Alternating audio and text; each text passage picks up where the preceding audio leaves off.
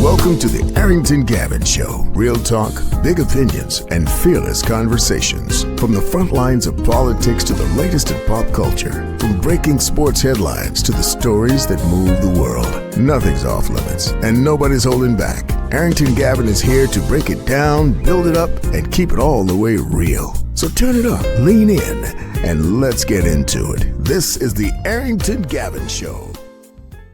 What's good, family? What's good? What's good? Happy New Year's Eve. Happy New Year's Eve. Welcome to the Arrington Gavin Show. Obviously, your go-to spot for sharp insights, bold opinions, and unfiltered takes on the biggest stories of the day, whether it's politics, sports, or pop culture, or just the latest buzz and things. Look, we keep it real.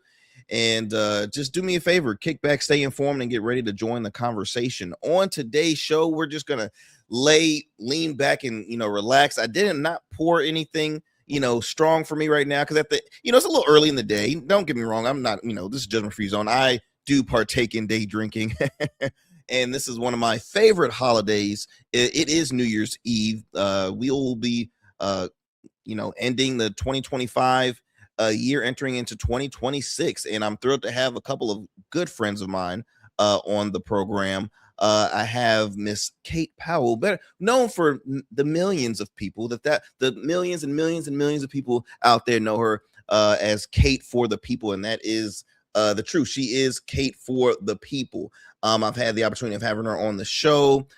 She's become a good friend of mine. I always love to hear her get her take of certain issues and topics and things happening in the political atmosphere. So I'm excited to have her on the first hour. On the second hour, I have another dear friend of mine, comedian, entertainer, award-winning entertainer SyRok Foxx, and we're gonna have some fun here on the Arrington Gavin Show.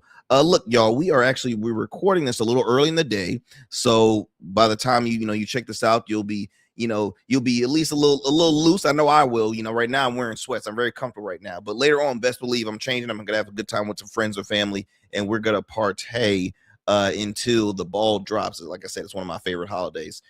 So yeah, we're gonna get going with the show. But before I move forward, we are airing this currently on our YouTube platform and wherever you get your podcast, as well as Facebook. So do me a favor, for those who are watching us right now on YouTube, do me a favor, like, subscribe, share with a friend, share with family. We want to continue to grow our listeners, our subscribers, and viewership numbers, and so we can't do that without your support. So for those who already support us, I thank you. But if you know any of other folks that enjoy great conversation, look, bring them on by to the Arrington Gavin Show, or Kate for the People. By the way, she's also on YouTube, so please subscribe.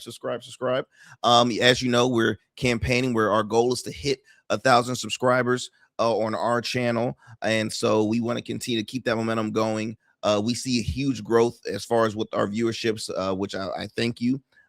We have, with our shorts, we see good numbers. With our videos, we see good numbers. But we just, of course, want to build up those subscribers and just grow. It's nothing wrong with growing, right? Growth is everything. So do us a favor and, like I said, subscribe to our channels, the Arrington Gavin Show YouTube channel, as well as Kate for the People on YouTube.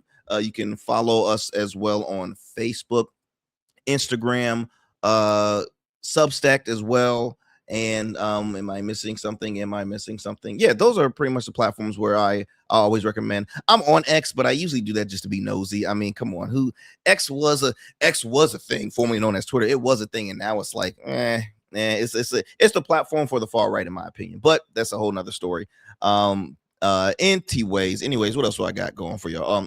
But look, you can also listen to the Arrington Gavin Show, where, as I mentioned, wherever you get your podcast, YouTube, Facebook as well, and then you can also listen to us on the radio airwaves. Shout out to our fam out in New Orleans, WBOK 1230 AM. What New Orleans is talking about? You can tune into the Arrington Gavin Show weeknights at 7 p.m. Central Time. Again, that's only on WBOK 1230 AM. What New Orleans is talking about. Then we're gonna head over to the Metro Atlanta area to WDJY 99.1 FM Straight Talk. You can listen into the Arrington Gavin Show weeknights at 11 p.m. Eastern Standard Time. Now, as I mentioned, we're not airing this on those platforms because again, we're comfortable right here. Usually I always have to watch what I say and things like that. FCC purpose because we have to somewhat watch our tongue. But luckily I have partners at those stations that allow me to be very free at the mouth because I can't help it. I always tell my wife, because my wife doesn't like me to swear. I always tell her, babe, it's therapy for me. This is therapeutic to the tongue. I can't, if I hit my foot on something, I'm sorry, best believe, or in general, it's just me. It's just me. What else we got going on, y'all? I think that's pretty much it. I think I've mentioned everything. So what I'm gonna do, because we're going off script here, I'm gonna bring on my good friend Miss Kate Powell, known for many as Kate for the People. Kate, how are you, my friend? Hello, I am lovely. I am ready for 2026 because it is going to be our year. It is. Look, I know that's right. I know that's right. Like the church folks say, proclaim that in the name, Yes. in the name of Jesus. Bring it on, God.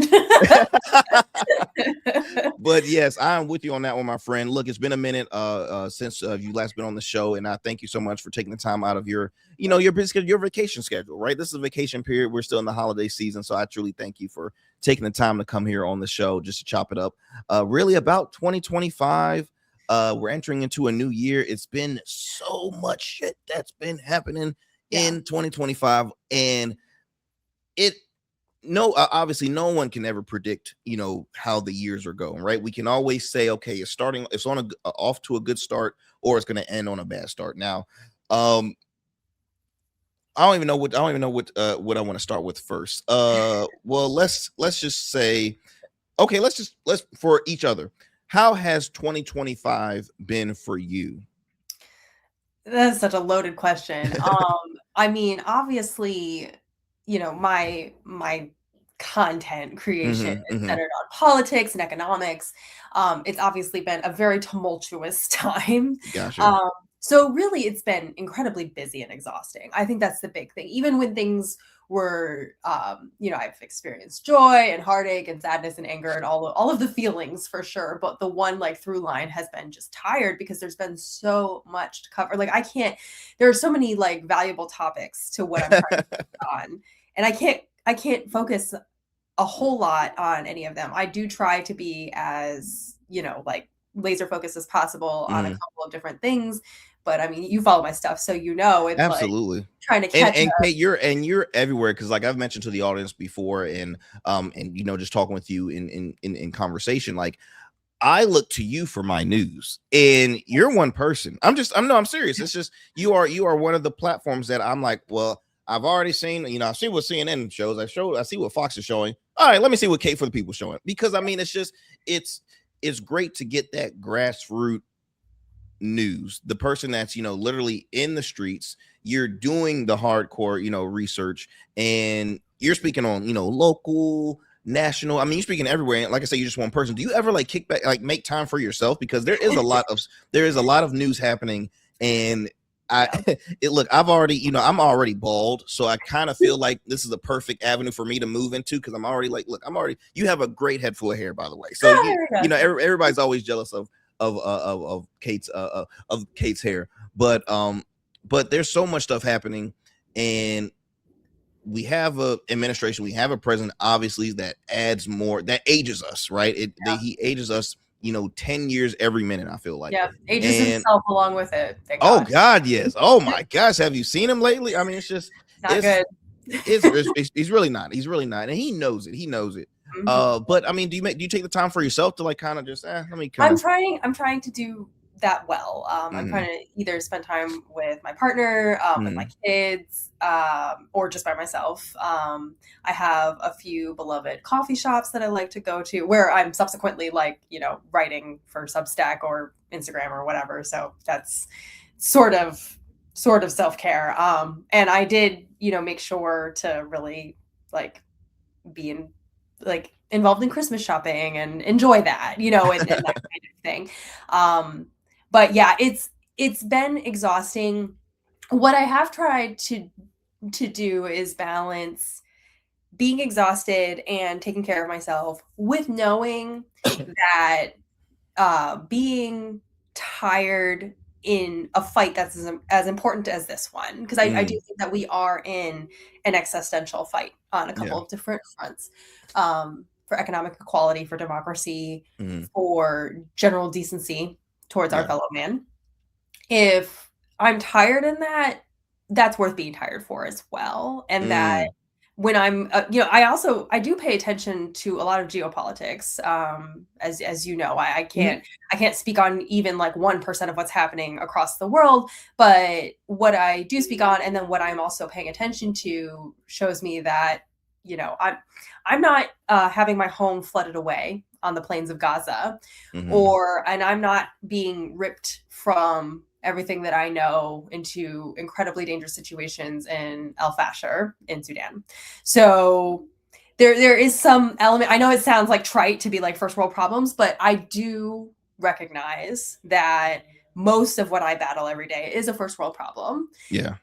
And I think that it's important still, because those first world problems, I'm using scare quotes for people who are only listening, have horrible ripple effects for people in all of the worlds, in our country. And because you don't want, a small thing to some can lead to something very large. So it's like, you want to take care of that, while it's small, rather than taking care of it as large. But I totally hear what you're saying. Like our stuff we go through here, it's almost like telling yourself in the back of your head, like, well, in another place somewhere else, it's far, far worse. So I need to kind of, count my blessings and kind of just, move forward. I got to get it, time management is everything. Exactly. And know that my exhaustion is because I have the privilege of being able to choose to fight these battles. I'm not in an existential battle for myself. Yeah.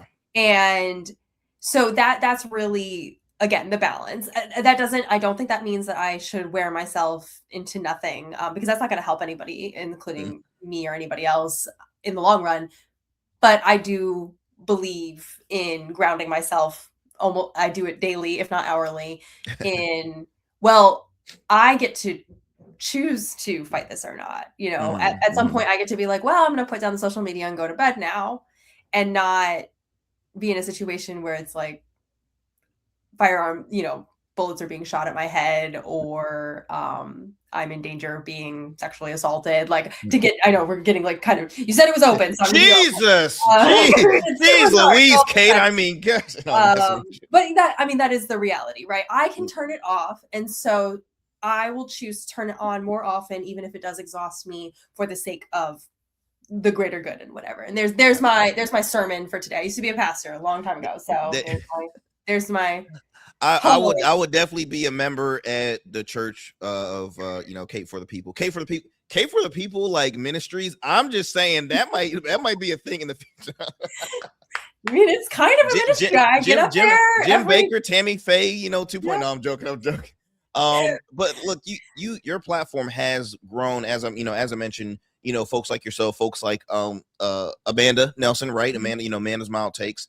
And so what I've seen, I think what the public have seen, is just the rise of, political influencers that is starting to be the core sources for news. And earlier today, I was watching a podcast. Maury Povich actually has a sit down podcast where he speaks with, everybody. First of all, you got to love Maury. You have to love Maury. Like he is him and his wife, Connie Chung. I mean, just awesome.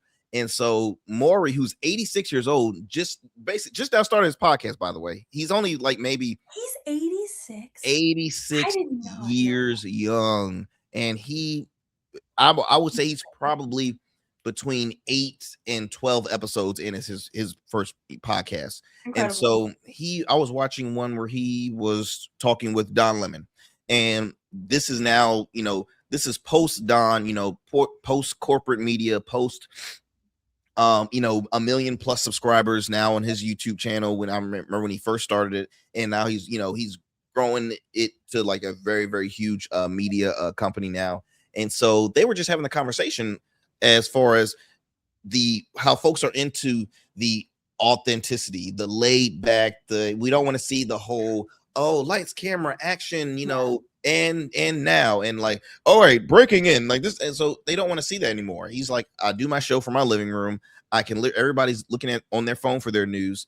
And it always blows my mind because there was an article talking about Instagram testing out like an Instagram TV app. So a lot of reels, things that you see on Instagram will be on a larger screen. So I think they're working in a partnership with like Amazon Fire TV, which I think is cool because it's like, wow, look at the growth. Look how regular social media platforms are really trying to, and I think it's just dope.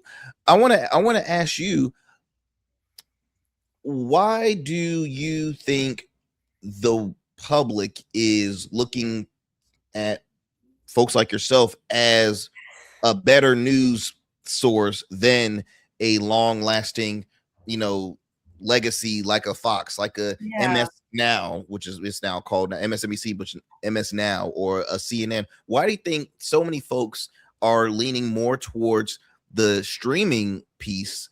And look, it's been going for a minute, but I just think 2025 has really just shown the trajectory of streaming and the independent media. I can't pretend to be an expert on this by any means, like an expert in like broadcast audiences or whatnot.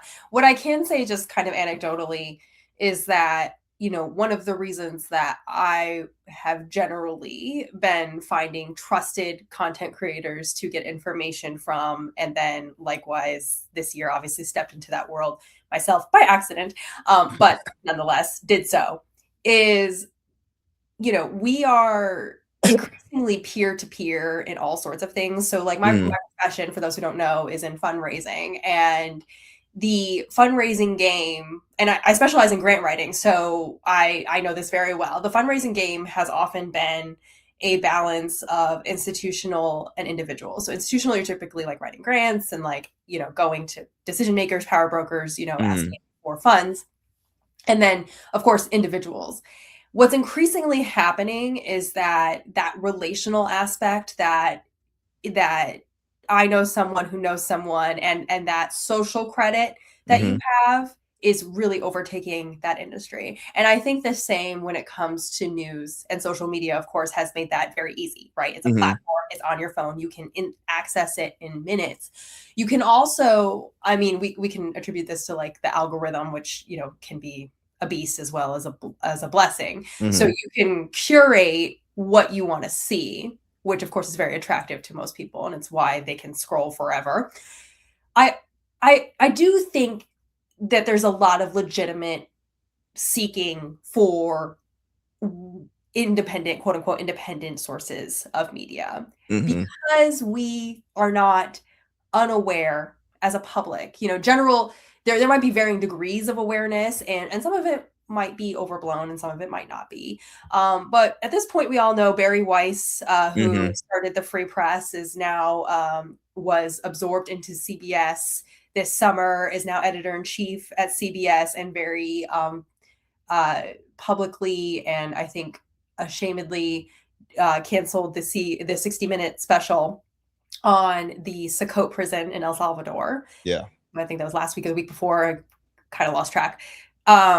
It's become very clear that legacy media is very much controlled by special interests. And so people, I think, view the social media influencer, again, with the caveat that some of them are also controlled by special interests, as a more pure form of news and content and opinions. And I think I think that can be both fair and unfair. Fair is in, yes, the social media, the Substacks and whatever are the easiest way for someone like myself, who is completely independent. I don't have some kind of like backing behind me. You see, you are seeing the exactly one person who is doing all of this.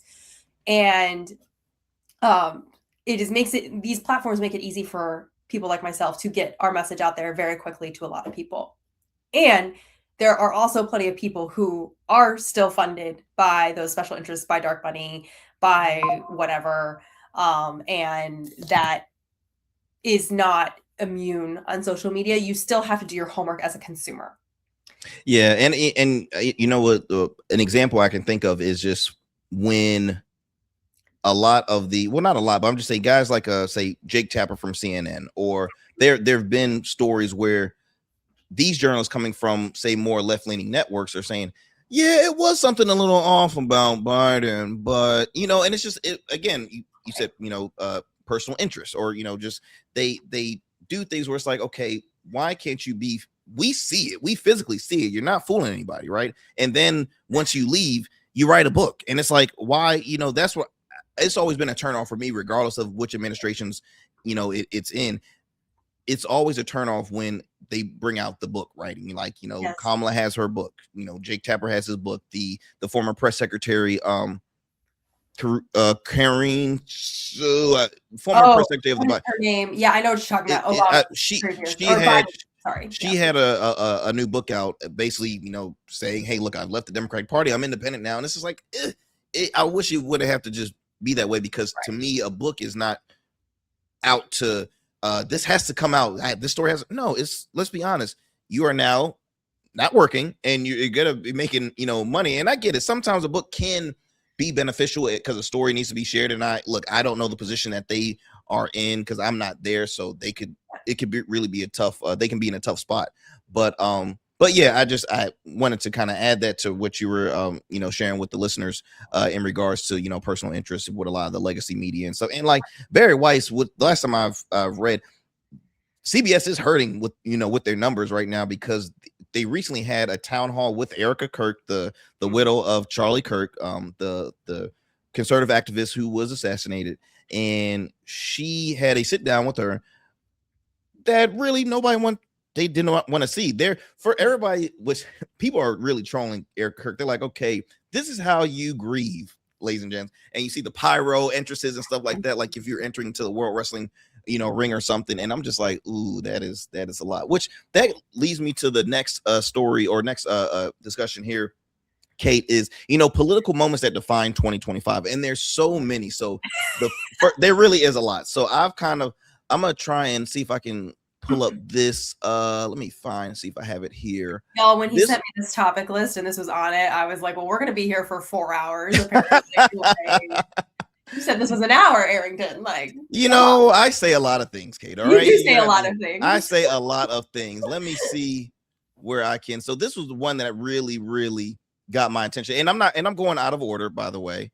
But before I play this soundbite, so what I'm about to play is current Congresswoman, not for long. She's actually going to be leaving on January 6th. Out of all the dates, out of all the dates, she will be leaving on January 6th. But she's a former Republican Congresswoman out of Georgia, who was a strong Trump supporter. I mean, not Trump supporter, very vocal Trump supporter. I would say she was his top voice. Lieutenant. She was, there you go. She was his lieutenant. Yeah. And now what we're seeing is this back and forth between the two, where they are they just don't like each other. I mean, Trump has made a nickname. He said Marjorie Trader Green, and I'm like, whoa, I never thought I would see the day. And so this is her video of her announcing her leaving Congress. So let me go ahead and play this for you guys, and then we'll talk on the other end. Too much self-respect and dignity. I love my family way too much, and I do not want my sweet district to have to endure a hurtful and hateful primary against me by the president that we all fought for, only to fight and win my election while Republicans will likely lose the midterms, and in turn be expected to defend the president against impeachment after he hatefully dumped tens of millions of dollars against me and tried to destroy me. It's all so absurd and completely unserious. I refuse to be a battered wife, hoping it all goes away and gets better. If I am cast aside by the president and the MAGA political machine and replaced by neocons, big pharma, big tech, military-industrial war complex, foreign leaders, and the elite donor class that can never, ever relate to real Americans, then many common Americans have been cast aside and replaced as well. There is no plan to save the world or a 4D chess game being played. When common American people realize and understand that the political industrial complex of both parties is ripping this country apart, that not one elected leader like me is able to stop Washington's machine from gradually destroying our country, and instead the reality is that they, common Americans, the people, possess the real power over Washington, then I'll be here by their side to rebuild it. Until then, I'm going back to the people that I love, to live my life to the fullest as I always have, and I look forward to a new path ahead. I'll be resigning from office with my last day being January 5th, 2026. And I look forward to seeing many of you again sometime in the future. May God bless you all, and may God bless America. All right, my friend. So look, let's go ahead and come out of that. So that was translate that. Marjorie Trader Green. What a traitor. Never liked that woman. Never liked her. Great impression. I try. Yeah, let's translate that. I didn't think that when the GOP said they hated women, that included me. She is very much like Elise Stefanik like this. They've both been simping for the Democrat or for the Republican Party for years now, for the Tea Party in particular before it became MAGA. And now leopards are eating faces, as we all knew they would. And this is let me lay low and see if I can make a comeback tour later. You know, she said it like, I'll be waiting, right? Like 2028, perhaps, when I try to run or something. I mean, this all because, you know, there's a couple reasons for this, right? She wanted to run against Ossoff in Georgia. And Georgia Senate. You know, she would need a ton of money to run against him because he and Warnock are actually quite popular in Georgia. And it shows you how purple Georgia is because, you know, when you go statewide, all of a sudden you can have 2 Democratic senators in a state. And that blows my mind because I've always considered Georgia, excuse me, a very red state. So I've always considered it. And I'm just like, you know what? You got a point there because, you know, 2 of the highest positions in the state, you're right, are Democratic positions. So it's like very purple. Well, and also the elections that are statewide, you know, you can only gerrymander House seats. Yes. And that's I hate the Senate for many reasons, which we don't have time to get into as far as like the structure and why it is the way it is, and you know, slavery and everything. But I do think that one of the interesting thought exercises is to see these states that we always consider ruby red, Missouri, Georgia, that sort of thing, how when it comes to statewide elections, how it's like suddenly extremely competitive and suddenly there's a ton of like Democratic vote and whatnot. Like I know Josh Hawley, you know, is obviously the senator out of Missouri, but he has to toe the line so carefully to keep his seat. Like people don't understand like how populist he is, like as far as like he doesn't take really any corporate money. It's weird. Like he's very careful about like his campaign finance and like ways that he's vocal about that too. I mean, that's one thing he has said and he backs. Like he does not take a lot of any corporate. Yeah. He's got really clean campaign financials. Now he's still he's I mean he's a turd. He's definitely a turd. Yeah, and he finds other ways to pat the billionaires. Like they don't, you know, there's ways to deal with this again without getting into all the details. But and Kate, I didn't mean to cut you off, but quick question. With Georgia being considered purple, now would you say the Georgia Senate has a bit more power than Congress? Because now if you go to Congress, Georgia has a load of, you know, Republican Congress. You mean like the Senate seats versus the House seats? Yes. Yeah, Georgia's gerrymandered to hell. Okay. Yeah, that's just like Missouri, just like what's another state that's a good example of this? Pennsylvania's another one where it's like they should be more purple, but the number of Republican representatives you got out of there because of gerrymandering, you know, and because see, Georgia's had a lot of, they've had that I can think of 2 Democratic representative that has party switched to the right. Some that were, you know, some that are former. I'm thinking of Vernon Jones. He's a former congressman out of Georgia. He party switched and has never, you know, he tried to follow behind the whole MAGA train and it hasn't worked for him, which is no surprise. But he's tried to run for so many freaking positions, it hasn't worked. And then there was another lady, and I'm blanking on her name, but I believe she was like she became the first African-American Republican congresswoman in the state of Georgia because she was initially elected as a Democrat. So when I see a lot of those party switching, just like Florida will have a lot of Democrats flip to Republican, or you starting to see now where a long-time, long-time Republican elected officials go independent or just full on. I think one of the is it David Jolly? I think he was a former congressman in Florida, Republican congressman. Now he's running as a Democrat for governor, and it blows your mind. But that's why I wanted to ask that, because I was like, I know Georgia has a lot of Republican congressional seats. So I didn't know between the two which one had kind of more of the leverage than the other. No, like I said, it's when you see a state that has like Georgia that has 2 Democratic senators, or like Missouri that has Republican senators, but the Republican senators clearly have to toe a very careful line. But their House members are like all Republicans, or whatever. That's sign that's a very purple state, because the only way to win a statewide election is to curry favor with the entire state. And clearly there's enough. And I mean, to be fair to Georgia, as well as like, I'm not saying it's like a Democratic bastion. Ossoff and Warnock have to toe the line too. Because that line in the purple states like Virginia, where I'm sitting, though really bluer than in some days gone by.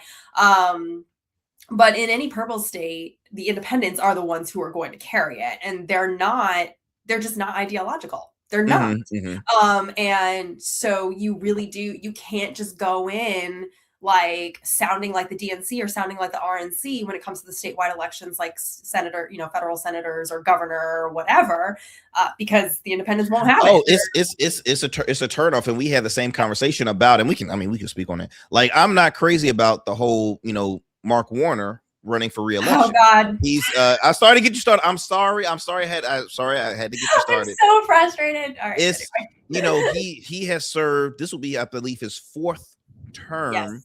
If he wins. Now it would Senate seats, they are every 6 years. So again, y'all, a pet peeve of mine, I don't know if it's a pet peeve for Kate, but I don't like to see career politicians all the time. Like, I mean, I get it. Hey, if you keep running and they keep voting you in, you win. Hey, you win fair and square. But it's time for like new faces. It's time for new ideas. It's time for new blood. And when it comes to the federal side, it's a turnoff for folks on the left or in the middle that are hearing the same old shit 24/7. And compared to in a state race, states are a bit different. Like, Virginia, the governor is a moderate. Now, if you go on the federal side, moderates are really not as popular as the progressives. Hence, another thing to add on to moments defined in 2025. You see a huge boost of progressive voices that are wanting to run for higher office, like Texas Congresswoman Jasmine Crockett, who's making a run for Senate. I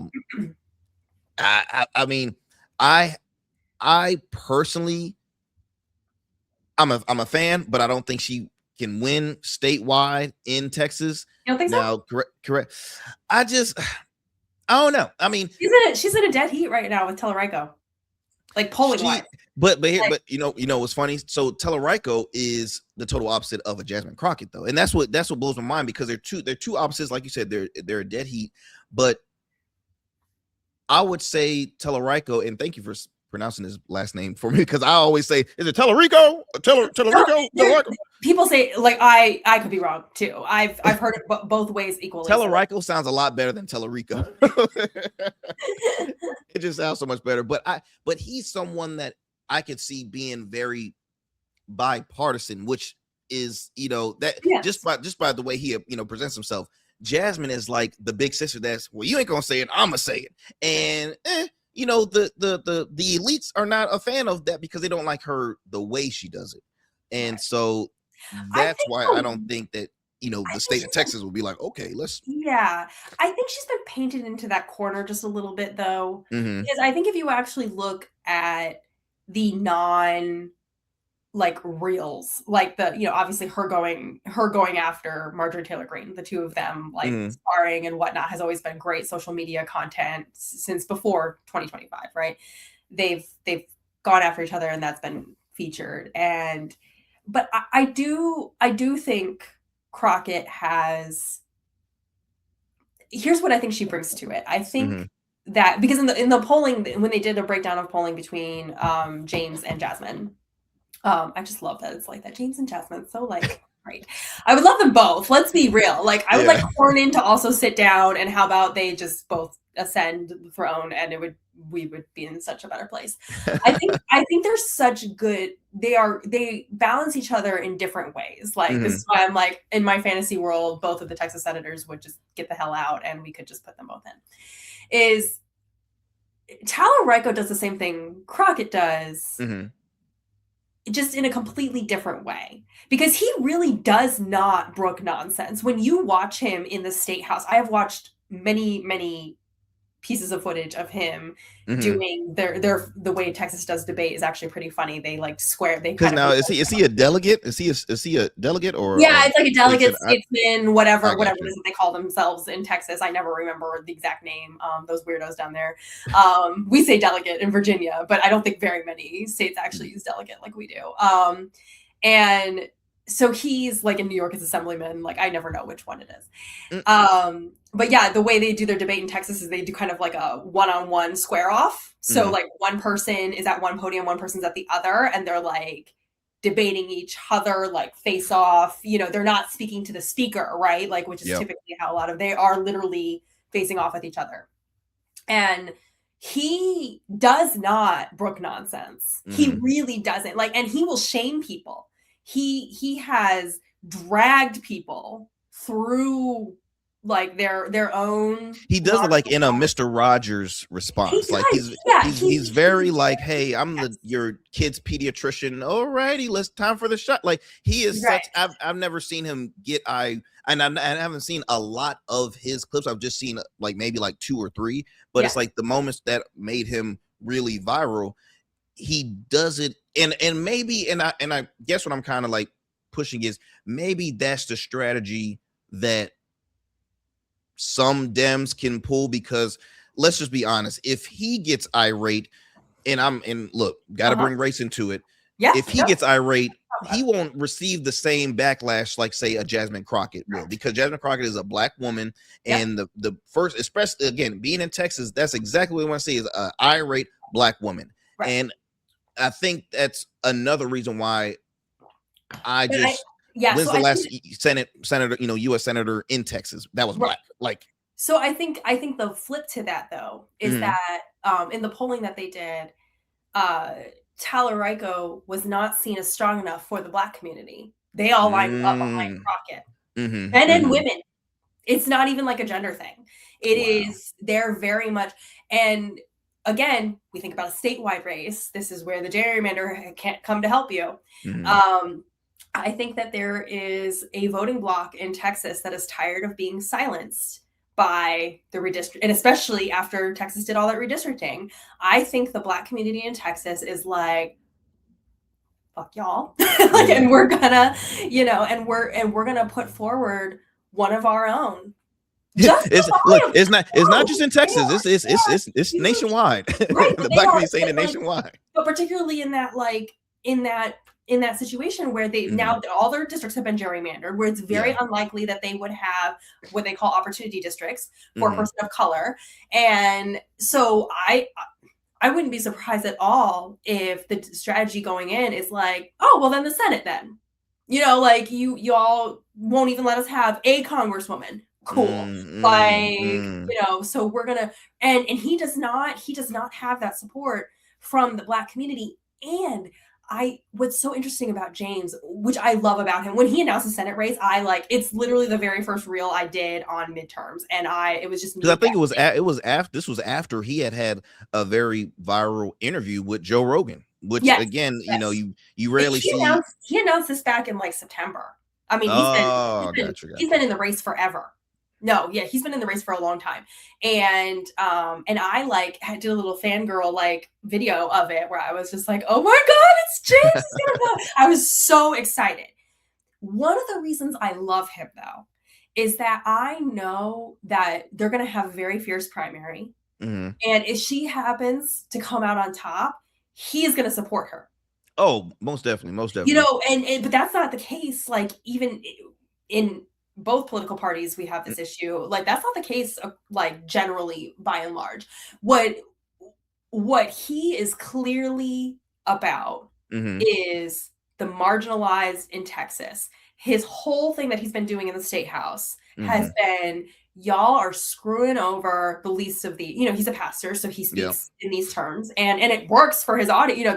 That's how he ends up dragging his opponents. He's a man of faith that is pro LGBTQ rights, which again is rare for, and I'm just putting him as a moderate right now because I don't get progressive vibes from him. So I'll say as a moderate Democrat, you do not see a lot of them being as vocal supportive, and they might come out, when it's election season, but I'm just, in retrospect, like they just don't. And he's young. I mean, he might be mid 30s, late 30s ish. I think he's in his 40s. I think so. Yeah, I think he's like early 40s. Okay. So, but still young in the world of politics because everybody's freaking geriatric. Yeah, exactly. Junior senator if he wins. So, but he is he's a likable guy. He's someone that has, they've shown build up huge crowds in the state of Texas. It will be an intense primary. I'll be excited to see. I don't know who will. Well, there's a pastor, and I'm blanking on his name, but there's a known pastor out of Texas that will be running for to try and win Jasmine Crockett's seat.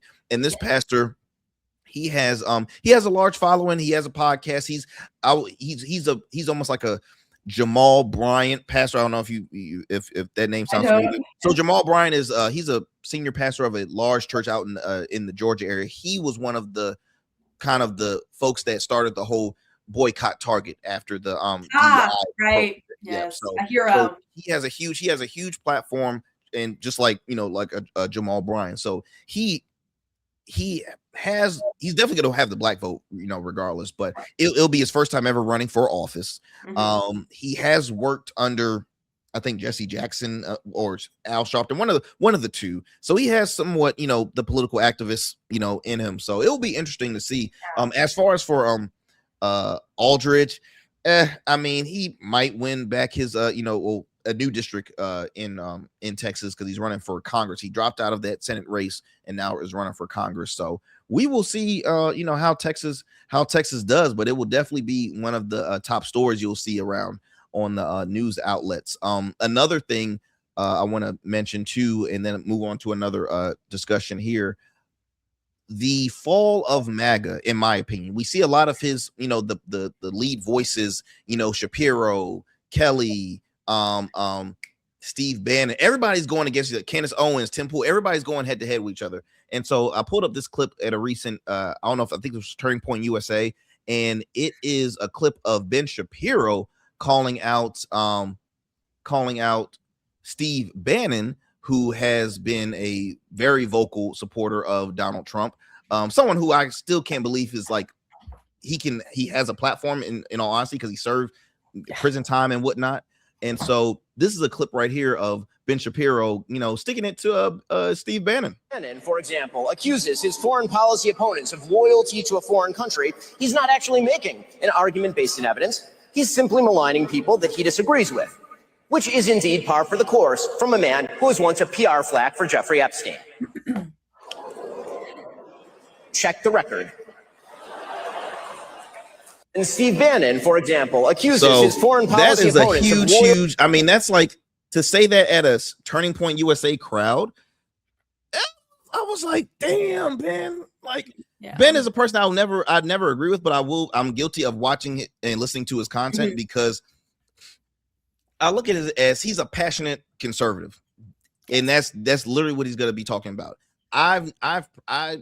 He's not a conservative that will really irk my nerves like a Candace. I feel like Candace is just a grifter. She's trying to find whatever makes her, makes profit for her. Same with like Megyn Kelly. Like Megyn Kelly was literally on a freaking Today Show, and now she's doing the opposite. It's just it's you have the grifters, you have those that want to ride the maggot train, but Ben Shapiro is like, nah, I'm tired of this shit. Like I can't. Like it's something has to be said, and he is not a fan of Bannon, nor I don't think is really a fan of Trump. But what's your take? That was just a small clip, but what's your take on kind of like the back and forth between all the, elite conservative political, I guess, podcasters and those that were are fighting. Are they fighting to be number one in Trump's eyes or something? Are they trying to be like the number one, like the favorite child? Like what is going on here?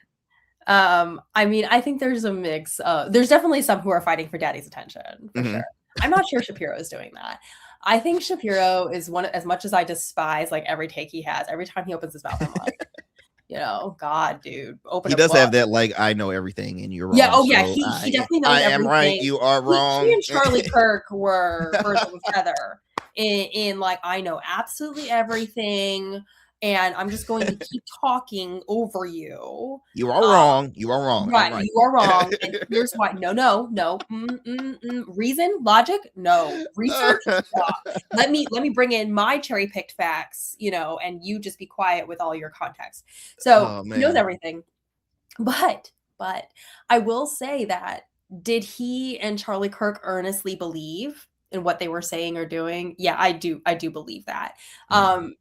Now, obviously, I don't think they're blind to the profitability of their platform. I don't think that they're saints doing it for the good. I don't think so. But I do think that comes like as flawed, again, as their positions are, from an authentic place. And they're just kind of going through the stages of realizing that the people who said like, oh yeah, I'm behind you, were grifting right along with that. And they're like Pikachu faced, that the people who have been the con artists and the mafioso and whatever that they've always been. Trump has always been that way for always.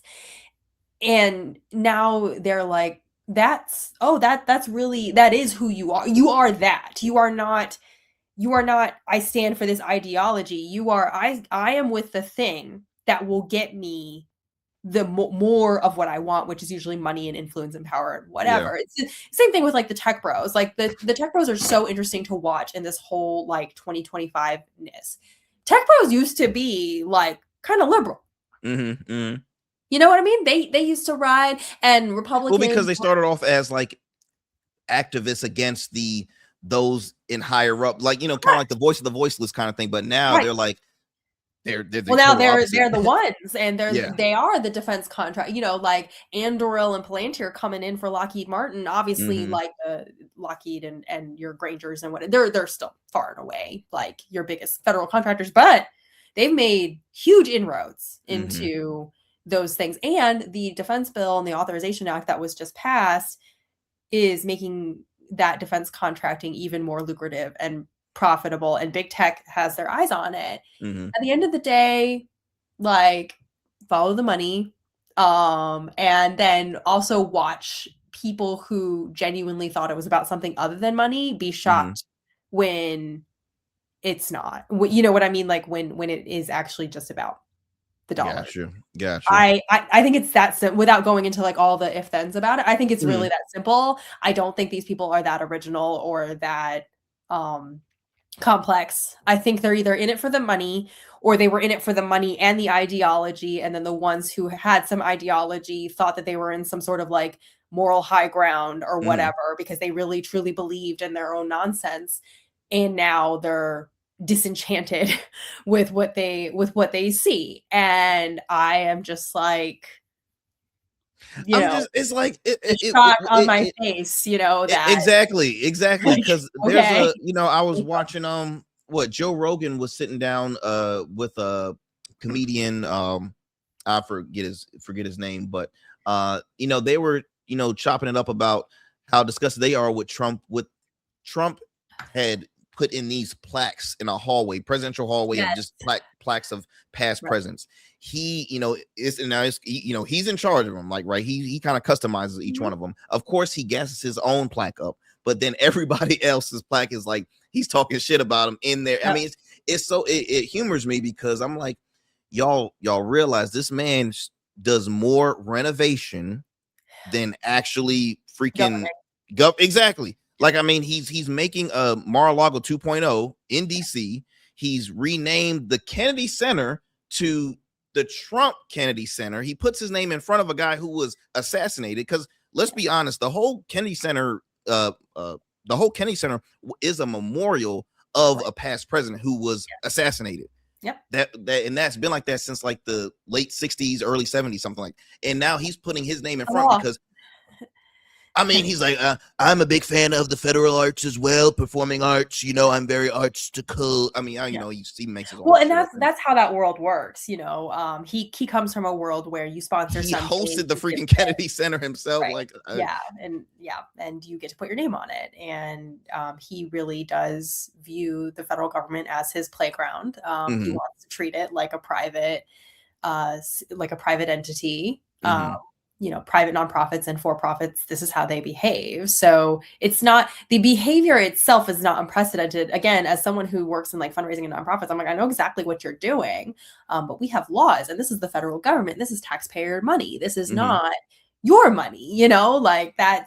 It's so funny because when Richard Gurnell sent his screed to one of the artists who canceled their Christmas Eve concert, he said, you know, you should know that Trump has made sure that this building didn't fall into, you know, chaos and disarray or whatever. And I was like, he directed the appropriated dollars to do what the appropriate dollars were supposed to do. Nothing more, nothing less. Trump's own personal finances have not gone into the Kennedy Center, to my knowledge. I could be wrong about that, but I'm fairly certain that all he did was his job in executing the laws faithfully, as is required in the Article 2 of the Constitution, and I will leave it at that. So look, before we end this convo, because I got another special guest on for an hour or two, but two last things I want to share with you, or talk with you, Kate, is who do you think gained political momentum just in 2025 this year? That can go for, you know, the Democrats as a whole, state Democrat, like who in your mind has gained political momentum in 2025? State and local Democrats have gained so much momentum. I have not seen such great differentiation between the state and local level of a party and the federal level of a party. I do think the federal level, like the congressional Democrats, are trying very hard to take that shine, or to stand in that shine somehow. And some of them deserve to. Some of them were actually part of that. They are in not just that progressive wing, but in that pro-democracy wing, where they are not the. I have a whole theory on this, and I won't bore you with like a whole sermon or homily. Make it quick, Kay. But you're like, stop. Church is not until Sunday. But you know, there are plenty of Democrats at the federal level who are not neoliberals. They are not the reason that we are here. I have zero patience for the federal Democrats who have been part of Mark Warner being one of them, part of that neoliberal establishment for a very long time, and are one of the reasons that we are here. Not the only reason, not the sole reason, not even the majority of the reason, but certainly enabled what we have. And what I want to see from those people is some acknowledgement, perhaps, of their own participation in this, which to Mark Warner's credit, I think there is a little bit of that. And stepping aside and supporting the people who have the antithesis to the neoliberal policies, the antithesis to free markets and laissez-faire economics and whatever, all the things that got us here. You know, deregulatory stuff, and push those people forward. We're seeing it at the state and local level in droves. I know everyone wants to talk about Mom Donnie, but there were so many other local and state elections. We saw it in how the Indiana Democrats got Indiana Republicans to reject the gerrymander. They don't have the majority in the state house. They could not do it by themselves. They were able, though, to leverage the grassroots of and to coalesce with the independents. With the Republicans in Indiana, we were talking about purple states. What the Republicans in Indiana know is that without the independent vote, they could not do that. And I think the state and local Democrats have done such a great job of bringing in independents like myself into the fold, into believing them, right? Like, like I believe you. Anytime I hear from a state or local Democrat who wants to talk, who wants to strategize, who wants to collaborate on a post or whatever, I'm like, the answer is automatically yes. I'm like, I believe you. I believe whatever it is that you're trying to do. And we can maybe talk about like differences in details or policy or whatever. But as far as like, I know that you are here for the good of this country, for the good of your people. I believe that. And I want to see that at the federal level. So I think they gained so much momentum, and I hope that the establishment Dems, by whom I mean the neoliberal Dems, I really, really, really, really hope they either dramatically change their approach or they start stepping aside and platforming the people who are going to move us in the correct direction. Because no, I mean, we've had the conversations off camera. I agree 100% with you, because one thing that really annoys me again is the fact that we have folks in office that should not even be, allowed to own a license just because of their age. I'm sorry. It's just Mitch McConnell falls every 5 seconds, and poor guy. I'm like, if he takes one more, if he takes one more fall, yeah, if he takes one more fall, I don't know what's gonna happen. I'm just saying, we have him. Nancy Pelosi she was about to run for re-election. She really was toting the line to run for re-election, but she said, I'm out at like 89,000 years old. So it's just like, there's so many of them that are continuing to say, no, wait, we've done so good. I mean, look, I even speak on one of our congressmen. Look, Bobby Scott is a very legendary, iconic person out here. Nice guy. I've had the opportunity to meet him many of times, and look, I respect him a lot. Same. Bobby is almost 80. If Bobby hell, he might be 80. Hold on. No, he's 79. I think he's like 79 years old. He's like not quite there. Yeah. He's not quite, but he's knocking on the door. He's knocking on 80. And it's like, if he says that he's going to run for re-election, Bobby knows he stays undefeated. Like, Bobby always wins elections. Well, he usually runs uncontested. So, right. Like, yeah. If there is somebody that comes, it's just like, okay.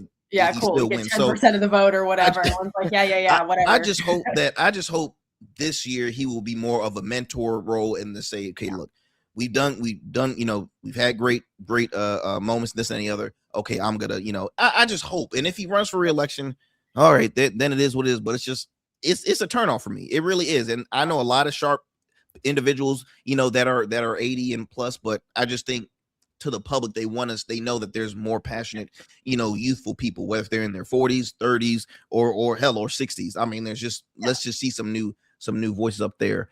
Kate, before we end this, what are some of your goals for 2026? How can folks continue to support you, follow you, all that great stuff? But what are some of your goals for 2026? So my goals, as far as like my content, is that I really want to focus on actionable items. That is actually the stuff that does the best as far as like the algorithm is concerned, but also just, I want us to be with all the momentum we were just talking about, want us to be very action oriented this year, because this is the year I've been preparing followers for the last 9 months. It's like, midterms are coming. Everything that's pissing you off right now, I'm calling it We the People's Revenge Tour. We take vengeance. It's called an election. But if we do not organize, if you do not vote, if you choose not to participate, like, I don't know what to tell you. That's really silly to complain and whine and whatever. So like, let's take all the complaining and whining, which there's plenty and it's all justified, into action. I also personally am just, at the very top of this episode, you're talking about like taking care of ourselves. Like, I'm trying to do a better job of taking care of myself in all the ways. And so I just have many, many goals there. My therapist and I talk about it all the time. And I also am trying to strike a balance. We've gotten very biblical in this episode for some reason. I have a standing goal with my platform, and also just myself in how I conduct my life, in balancing compassion with what I call table flipping. So for those who are not like in Christian traditions or whatnot, there's a story in the Bible of Jesus going into the temple and flipping tables over, and people usually know that he was flipping tables, but they don't really know why. And the reason he was doing it is because there was an oppressive sacrificial system that was stealing more from the poor than was already being stolen, and lining the pockets of the rich and wealthy, which happened to also be the religious leaders. And the tables Jesus was flipping was that system. It was in the temple court. It was swindling poor people who were trying to do sacrifices and be pure with God, and like all that sort of thing, out of their money, and again, lining the pockets of the religious elite.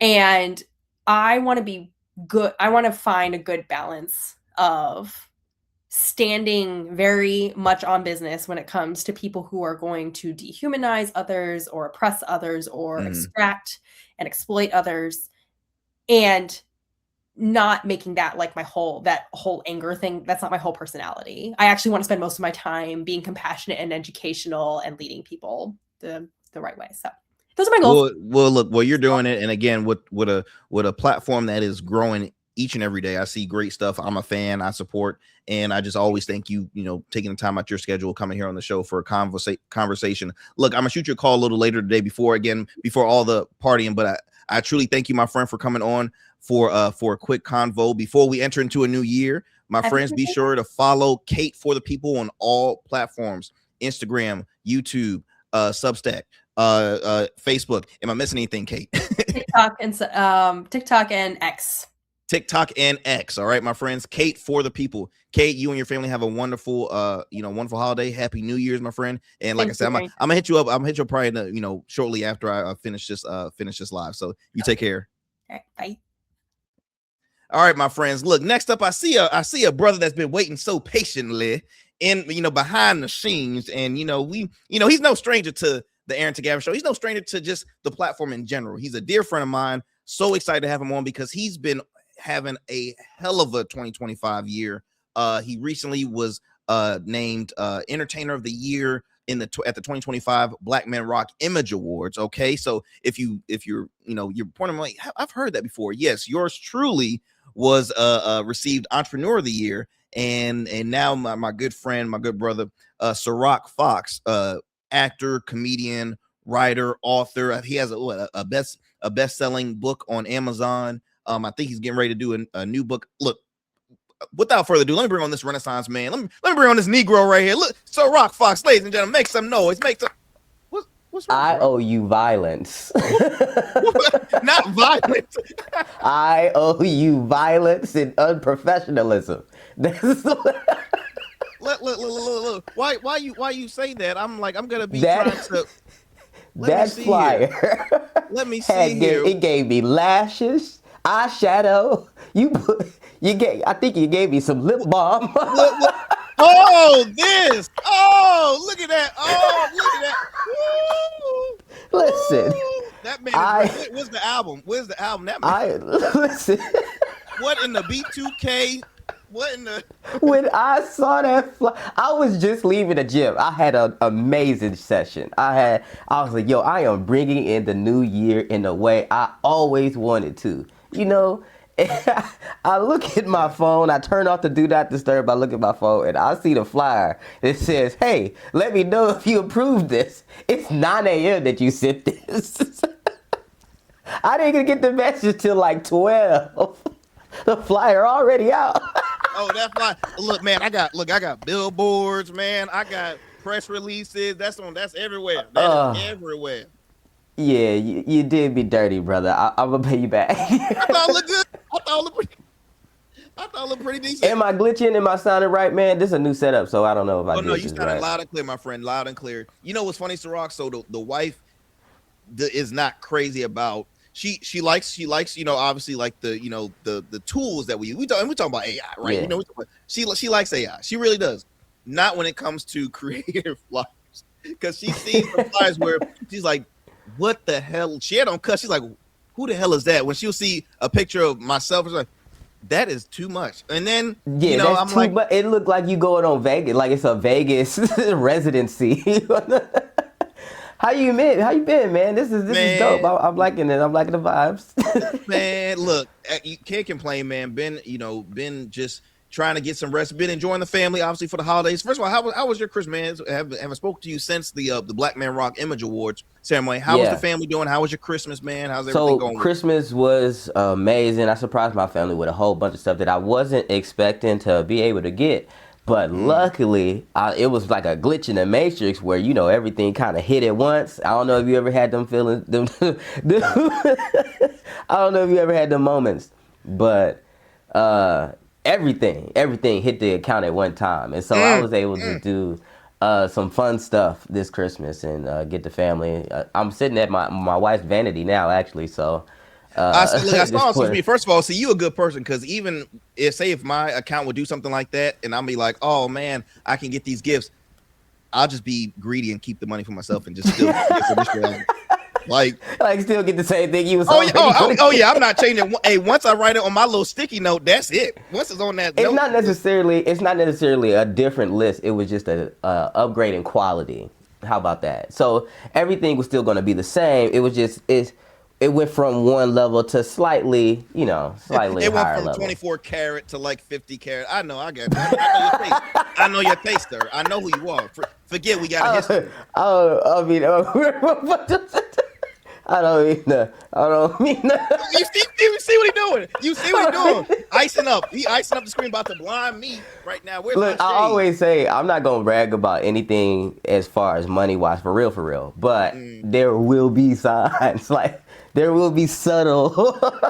Let me tell you something. So y'all, again, I mentioned SyRok Foxx, one of my dear friends. We're busy people, so when I do have the opportunity to hang with him, or one of my closest friends. We always have a good time. And one thing I've always respected about you, SyRok, is that you are truly a Renaissance talent in the world of entertainment. And what I mean by that Thank you. I first heard about you as a comedian, but then when I got to know you, I'm like, oh shit, this man is a comedian. He's a writer. He's an artist, a musical artist. Okay, he writes. He's a songwriter. Yeah. He does it all. I mean, and he served our country. I mean, he's a father. He's a husband. Like you have so many roles, bro.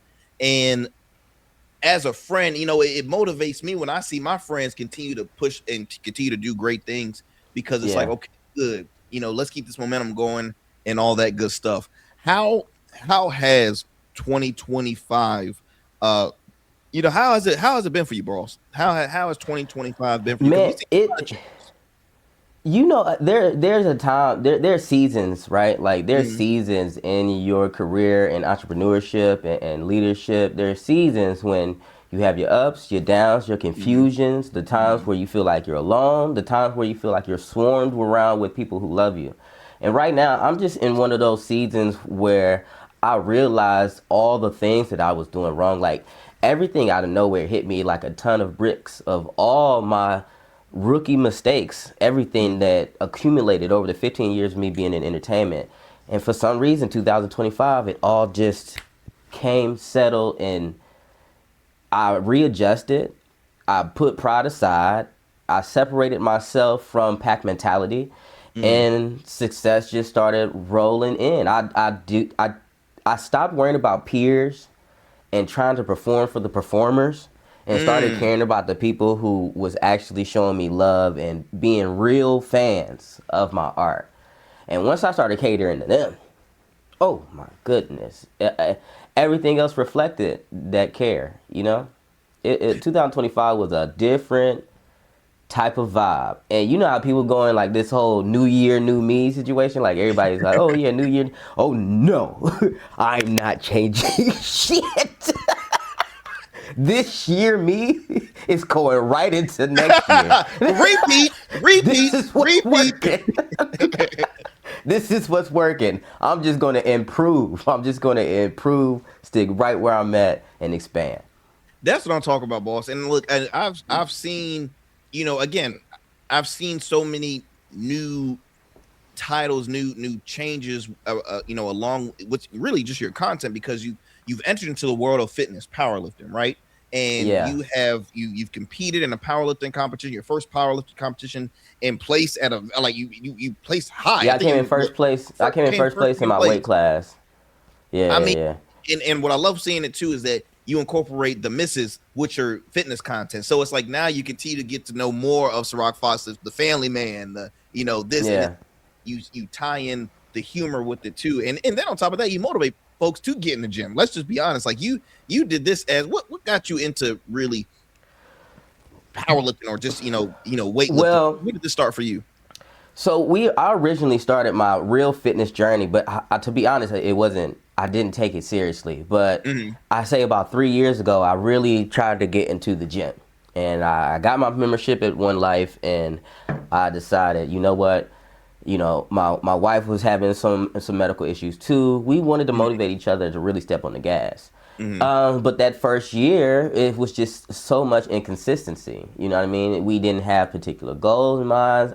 I liked it. You know, I saw subtle changes, but it just wasn't, I don't know. I felt myself slipping. It wasn't until 2 years ago, you know, I think it was around February. 2 years ago, February time frame. Well, so it's not even a full 2 years. It's about a year and some change. Wow. But I saw power lifters. Like, I saw real power lifters. People my size moving weight 3-4 times. It was incredible. You know what I mean? When you see somebody my size moving 500 pounds, you think, what the hell is going on? You know, and when I was talking to him, it reminded me of that dog that I used to have when I was in the Marine Corps. You know what I mean? I was a martial arts instructor in the Marine Corps. And I loved hikes. Wait, you're not just gonna skip over that and think I'm not gonna say SyRok Foxx was a martial. Hold up. I was a second degree black belt. I was a second degree black belt. I'm a second degree black belt in Marine Corps martial arts. I promise you. And I'm an instructor. God damn it. Yeah, not gave black belts, but I've been gave belts to CIA, Army, Navy. Wow. Yeah. But damn, I'm sorry, I didn't mean to cut you off. I had a certain spirit about me, you know what I mean? And granted, it was an uncontrolled, chaotic spirit that I did not like. It was a certain animalistic nature that kind of every man, you know, I suggest every man and woman should keep inside them. Granted, it was unchecked. It was not at peace. I was just that version of me isn't a cool guy. You know, the United States Marine, you know, SyRok is not what people would think. He's lame. He's a lame. Nobody wants to be around that guy. But there was parts of him that were great. And when I started powerlifting, those parts started getting pulled out, but controlled. And, you know, I had this chaos in my hands and my muscles. And I just, man, it swallowed me up. I loved it. Wow. And now it's part of my everyday. I can't not go to the gym. I'll freak out if I don't go. My whole day. I was just about to ask, like, what's the regiment now? You know, are you like 7 days a week? Are you 5 days a week? Are you know? It's Monday, Tuesday, Wednesday break, Friday, Saturday break, and but everything is every day is just focused on a different thing, and I'm always having fun, even though during the set I'm locking in. I'm also meeting incredible business owners, artists. There's a lot of people who are at the gym that are in the industry that I came across, and those connections even expanded to greater things. Shout out to the Locker Room CEO Cole, who we're gonna do some shows with and some interviews with in 26. And we're gonna, he's an owner of a shoe store, a shoe chain store. I mean, he has multiple locations and a few restaurants. And we met him at the gym. Shout out Hannah Lane, who was one of the judges at the full package, but he's also a gym bro. Mr. Kango himself. Yeah. And our friendship grew because of the gym, and we'll have some projects in the future in 2026. So that's dope. You got somebody who did music for Madonna, right next to me. And we're not talking about work. We're talking about games. We're talking about focus. We're talking about improving our bodies. You know what I mean? You got people who are involved in fitness who are not just trying to expand their environment as far as the physical. Yeah. They're really going ham mentally on improving themselves. And it's so contagious that you can't help but bleed over into entertainment. I'm glad you brought that up, because like one thing I always push here on the program is the power of networking, the power of relationships. Because for me, in my line of work, I have to build relationships, and I love doing it. That's like my biggest thing is gathering relationships and then seeing how we can benefit each other, right? And so it's people forget, like, the gym can be used as a nightclub, right? It can be used as a dating scene. It can be used as a networking scene. Hey, it's some nasty people. Don't get me wrong. It's a spectrum on everything. The gym is not. Let me tell you something. No If I go to the gym and I see people in full on makeup and not lifting a damn weight, I know exactly what they got their motive is when they come to the gym. But I ain't gonna lie, I be looking clean in the gym sometimes. I ain't gonna lie, some days I be looking good. The drip be dripping. The drip be dripping. The drip be dripping. But yeah, I mean, you definitely got the negative though. You said what?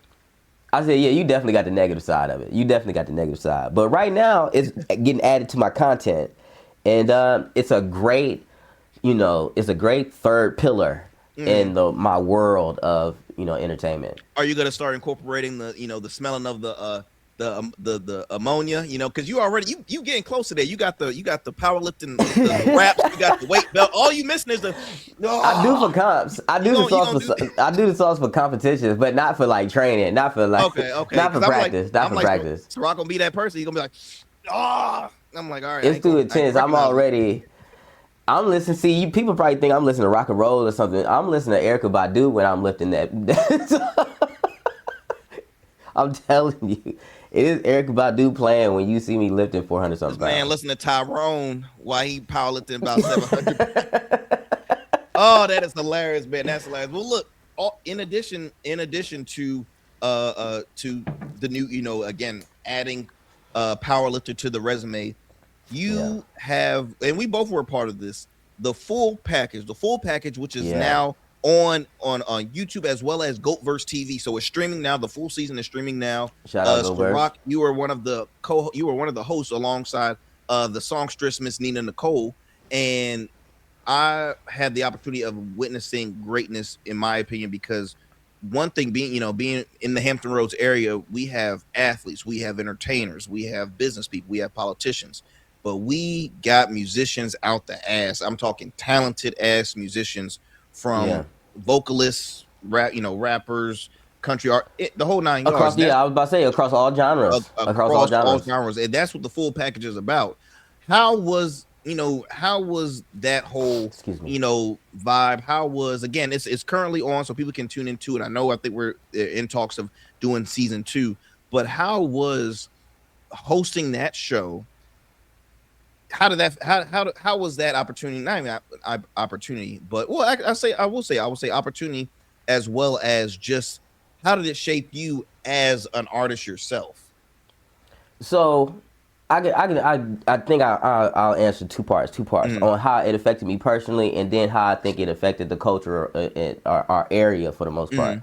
For me, it was one of the only shows at the time that didn't put no real leash on me. Shout out Michelle, shout out Nina. They allowed me to be me fully. No rules. As long as I kept the progression of the show going, as long as I wasn't disrespectful or, trying to attack people, bring down the value of the show, which I would never do. I never use negativity to, you know what I mean? But as long as I'm pushing the story forward in the show, as far as the pace of it, the beat of it, staying consistent, I was allowed to do whatever I wanted. And because of that, it was so much fun for everyone involved. You know what I mean? Unless you just did so terrible that there was no redemption, which was also a thing. My voice was the voice of the audience who were there. Everything that they were feeling was what I was saying. And that's what felt so good. You know what I mean? That's why it felt so great. The questions I asked was the questions that the audience wanted to ask. Why did you wear that? Why did you wear that? Everybody is thinking it. It's not even us trying to attack you. This was a bad decision. Why did you sing this song?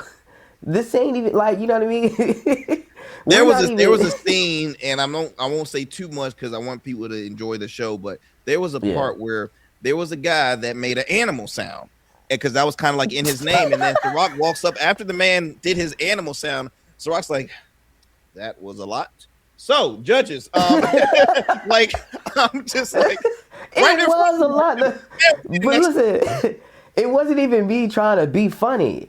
If you looked at the audience, everybody in the room, their face said, Because if I'm not mistaken, I think he was finished with the song, and then he made the sound. I'm and just the song didn't match the no, like the song didn't match the vibe. My man said, "Okay, that was a lot." So, judges, what do you gotta say about? Like, you didn't if you're gonna make an animal noise, fit the vibe of what you set up. Like, you put everybody in this sexy state. Oh god, that wasn't sexy. Right, it wasn't a sexy animal. And on top of that, too, we rarely even got those animals in the area. So it's like, where is this coming from, sir? Like, that makes sense. But see, the thing is, just as like we had those moments where, okay, yeah, that was funny. We also had the moments where we were shocked, amazed, crying, like everything that the audience was feeling. I was allowed to speak directly to the judges, and it was nice. It was nice. Very and now true. Culturally, I think we done set some real monsters loose in the music scene now after that experience. They were writing music every 2 weeks. Every 2 weeks, another song. Pow! From scratch. New beat. From scratch. Never heard of before. Another one. Boom. Someone was engineering, coming up with the choreography, all within that time frame to perform. And then memorize the song. Shit. That's a lot.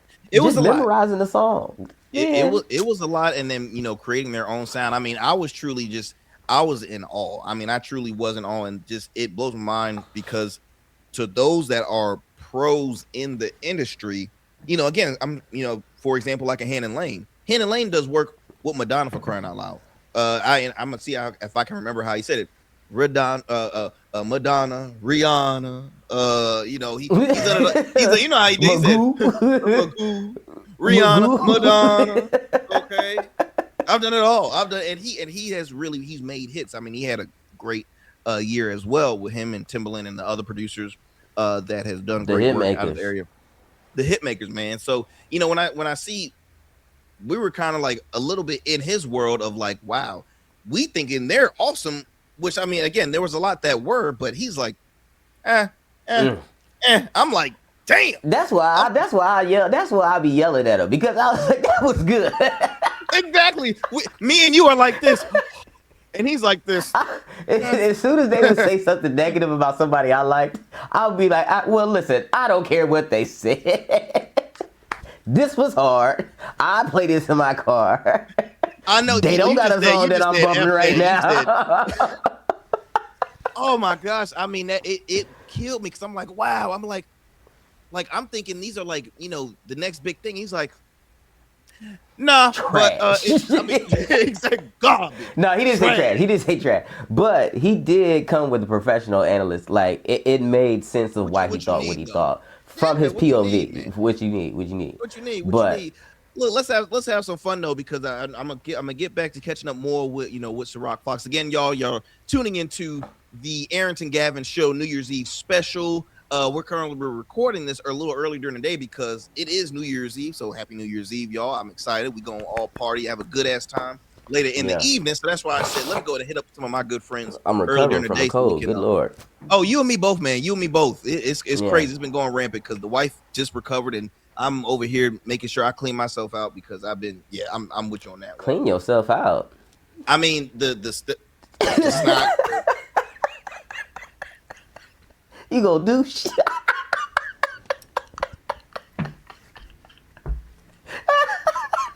See, y'all, this is why. See, this is why I was really contemplating if I really did I make the right choice by contacting SyRok, saying, "Hey, look, come on the show, man. Yeah, hey, buddy, you want to come on? You want to have a?" I'm starting to have those. You're gonna get a little flush. You're gonna give yourself a little flush. Hey! I'm just saying it. They say it's good for you. It feels good when you gotta drain that system out. I ain't gonna lie. I've been seeing the videos on Instagram where they be, why the tube's so clear so you can see everything getting flushed out. And it'd be nasty because it'd be the person that the lady's like low key attracted, but then you see all that shit. I'm like, like they be having baddies like, yeah. Mm-hmm. That's lucrative business right there, man. Cleaning people's shit out is very lucrative. See, I threw you off. I'm sorry. You really did. You really did. But it's okay. It's all good because we off the cuff right now. where was I gonna? Oh, let's have some fun, man. Let's talk about just 2025. Yeah. Some of the like memorable things that happened in 2025. I want to talk entertainment, pop culture with you because again, you are very connected. You are very involved. I think one of the biggest, entertainment stories, news is the Diddy doc. That has been what everybody has been, and there's more stories, but I at least want to start that all first to get that out the way. Sean Diddy Combs. Now we all, to kind of fast forward, speed through it. Diddy had been involved in. It all started really when his ex-girlfriend had charged him or accused him of domestic abuse, right? Then immediately a settlement happens. To be fair, it started way before that, but I get we trying to get somewhere. I get we trying to just jump into it. SyRok said, if you want the truth, this happened back when I was 2. Okay, now like it was that shit happened a long time ago. This was a long time coming, but I feel you with what you're saying. Okay, then. So, hey, ex-girlfriend accused him of domestic abuse.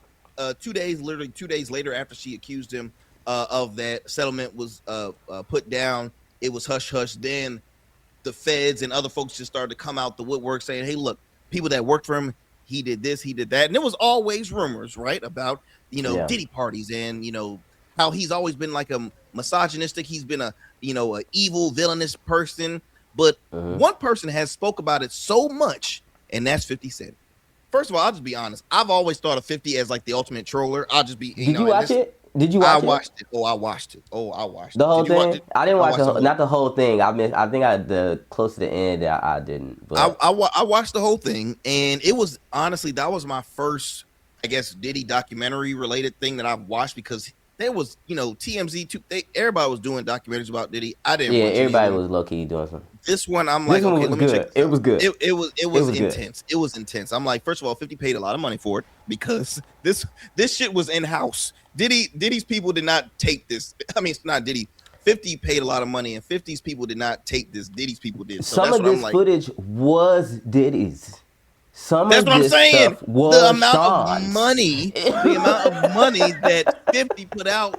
I'm like, damn, 50. How bad do you have to hate a nigga to like literally like? What's the catch? What's gonna be the goal for him? And like, can we just address this?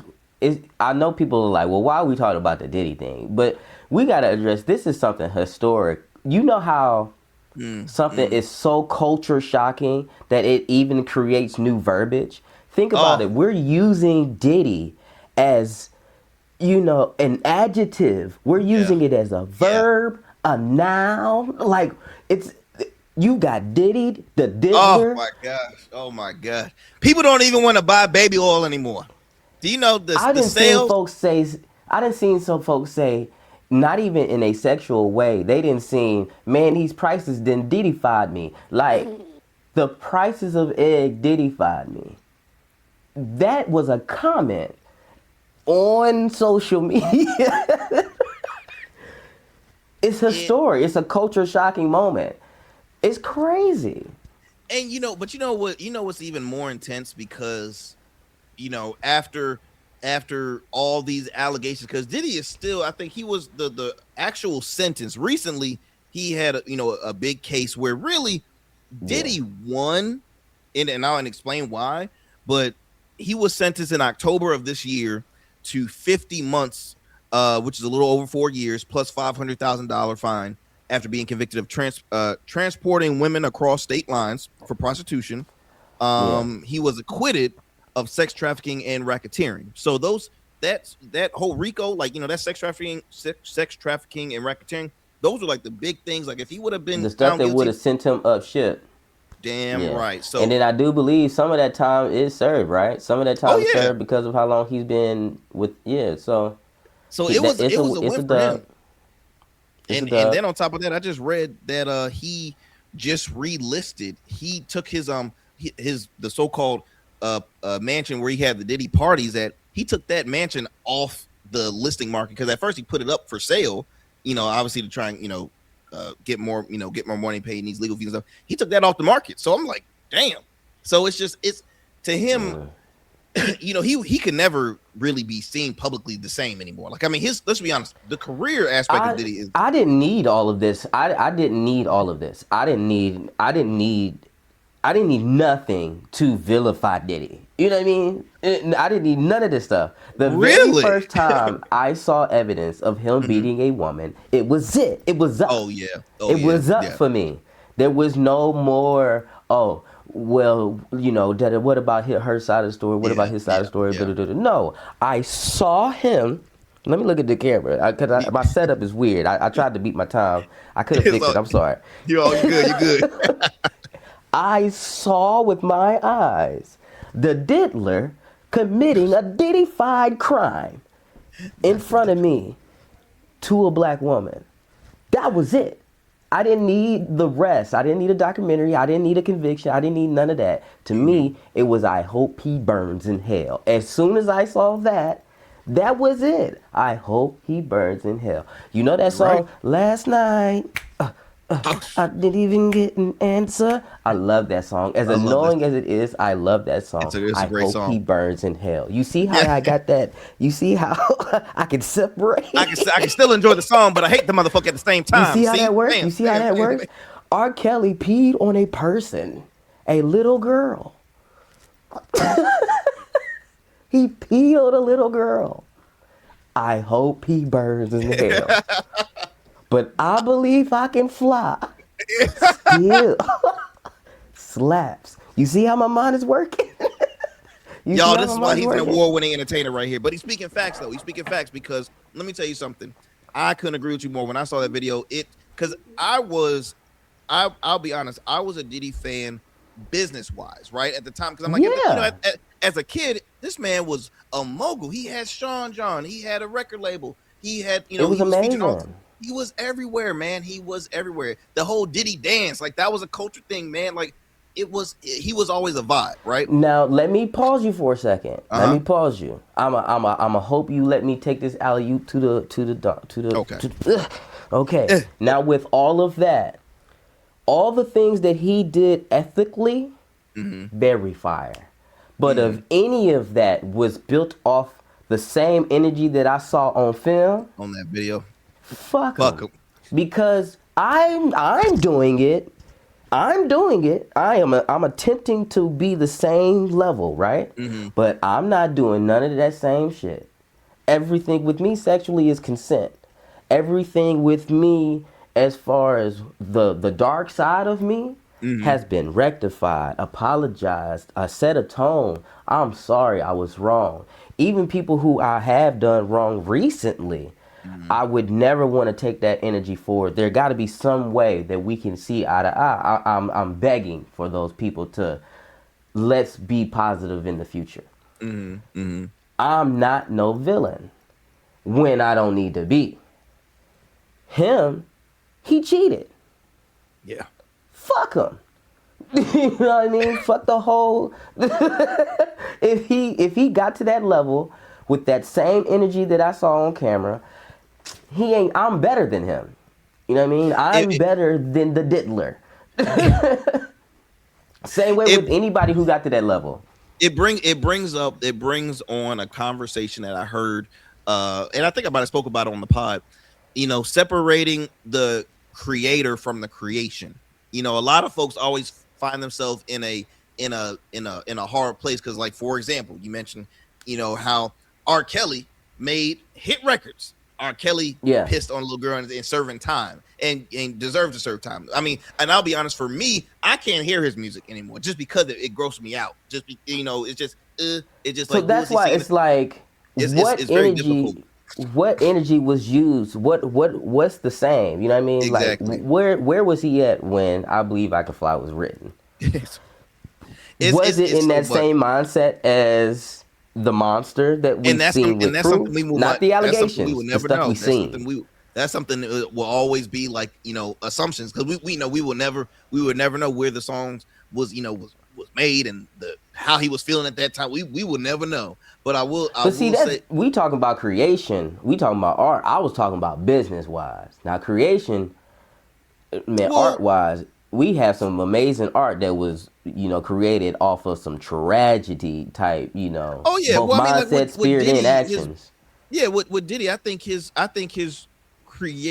the whole, art and business for him was very similar in a sense. You know what I mean? Because really, Diddy was, and it's funny because it was on this doc, but he was a shitty rapper. Diddy's not a rapper. He was featured. Yeah, He was a terrible. hype man. He was a terrible. Even the rapper. song I was talking about is bad. Like, it's terrible. But it's bad. a bop though. It's a bop. Like, yeah. I mean, we all know some Diddy, Diddy bops that you can vibe to. But he did find, help find Mary J. Blige. He did help find 112. He did help find, like, he was a marketing genius. I will say that marketing wise, I think he was sharp. Did he help find them, or did he just say yes? Because I don't know.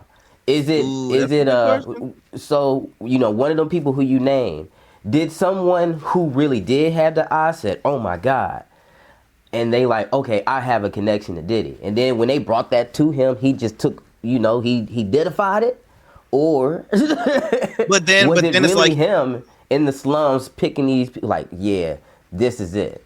But then you gotta give him credit because he was smart to say yes, where they probably went to other folks to say, hey, look, come on, give me a break. He's like, no, yeah. So I mean, there's aspects of that, but kind of going back to how I used to feel about Diddy. I just thought the whole branding aspect. I'm like, oh, SyRok, the alcohol brand, this that. I'm like, oh wow, bet, and oh, he got some few good songs, but I was never too involved in the whole tension him in the industry. Like, I never knew him personally. I never knew that side. I just always knew. But now, from the outside looking in, you saw a mogul doing exactly where you wanted. Yeah, and from that, that's amazing.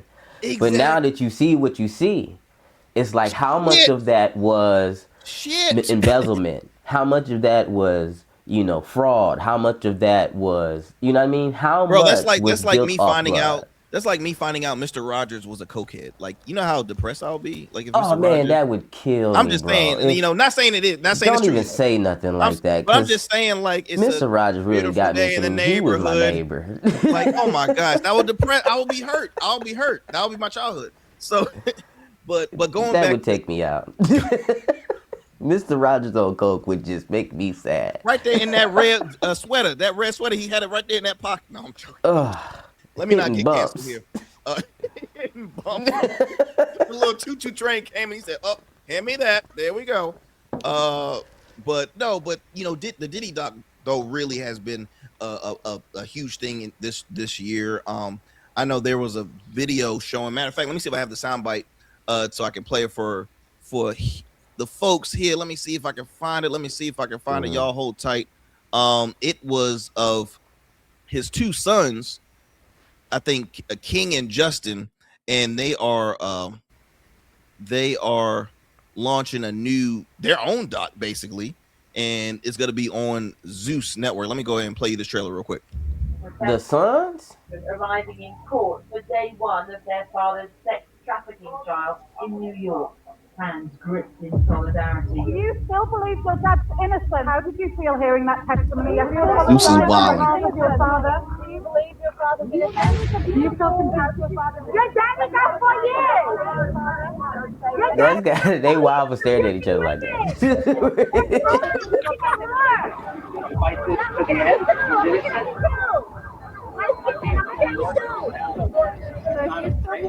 Not afraid of the charges.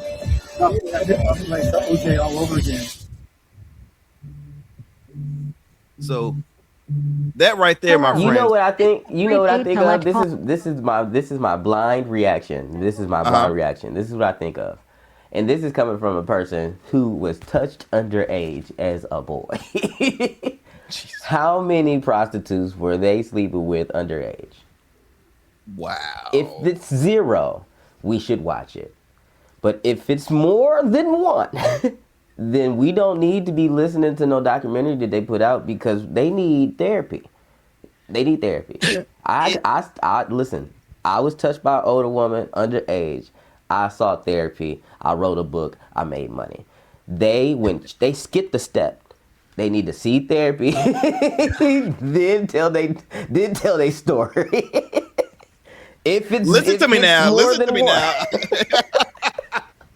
That's my blind reaction, but it's so crazy because, you know, obviously Zeus, the streaming platform Zeus has always been a controversial network, right? So, you know, this can either be something that can help protect the Combs name and somewhat, I wouldn't say really protect his legacy, but it might lighten the load off of all the, you know, the bumps and the hits and stuff that their dad is taking. If it's being released, then the lawyers already combed through it. So like, no pun intended, but the lawyers have already went through every aspect of it to make sure it was the green light, and it will more than likely show a side that will make the uneducated go, I never thought about it that way.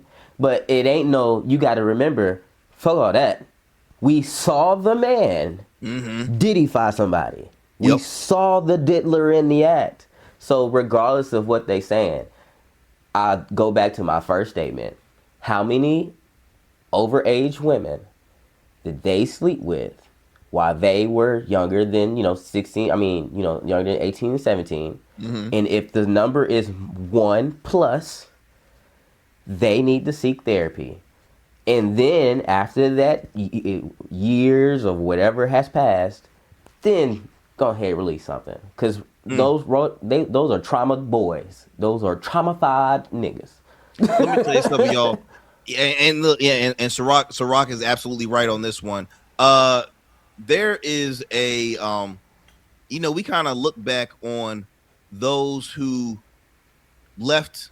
Those who not left, but those who have passed on in 2025, and I have a clip of one gentleman I just found out that passed away today, and I want to see if SyRok remembers this guy right here, because we lost so many. We lost Malcolm Jamal Warner, who played Theo in the Cosby Show in 2025. Yeah, that was crazy. That tore me up. We had other entertainers, famous actors that did not make it through 2025, but this one actor here, and I'm gonna play it for SyRok, see if he remembers this guy here, who just passed today, y'all. Just passed today. Boy, shit. No. Shit, boy. Shit. What? And partner. For what? Old age or? He was. Let me go end this right. He was 71 years old.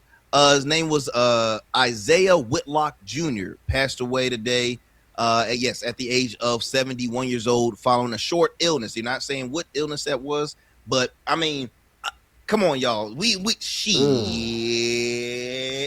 But I mean, I seen him in way more. I mean, I've seen so much shit. Man, he was in a lot of stuff. He's one of those great actors who does like kind of like Office content, where I mean not content, but the Office TV show where they get in an interview, a little confessional while the main story is going. As far as that acting style, and then ad-libbing, throwing cuffs in the script, dude was dope. One of the funniest that I've ever seen, and I don't even know his like backstory. I don't know his history as far as in entertainment. I don't know if he was a comedian or not, but the dude has so much camera charisma and skill. He was on a lot of stuff. Never had a role that would have him as a lead, but he was either like a co-star. Yeah, well, that's why I'm like, I'm gonna have to look up to see if he had anything like back in the day that we just don't know. You know what I mean? Like the only film I can think of. The only film I can think of that was really popular was one of the last films that Chadwick Boseman starred in, The Five Bloods. Do you remember that film on Netflix, The Five Bloods? Five Bloods.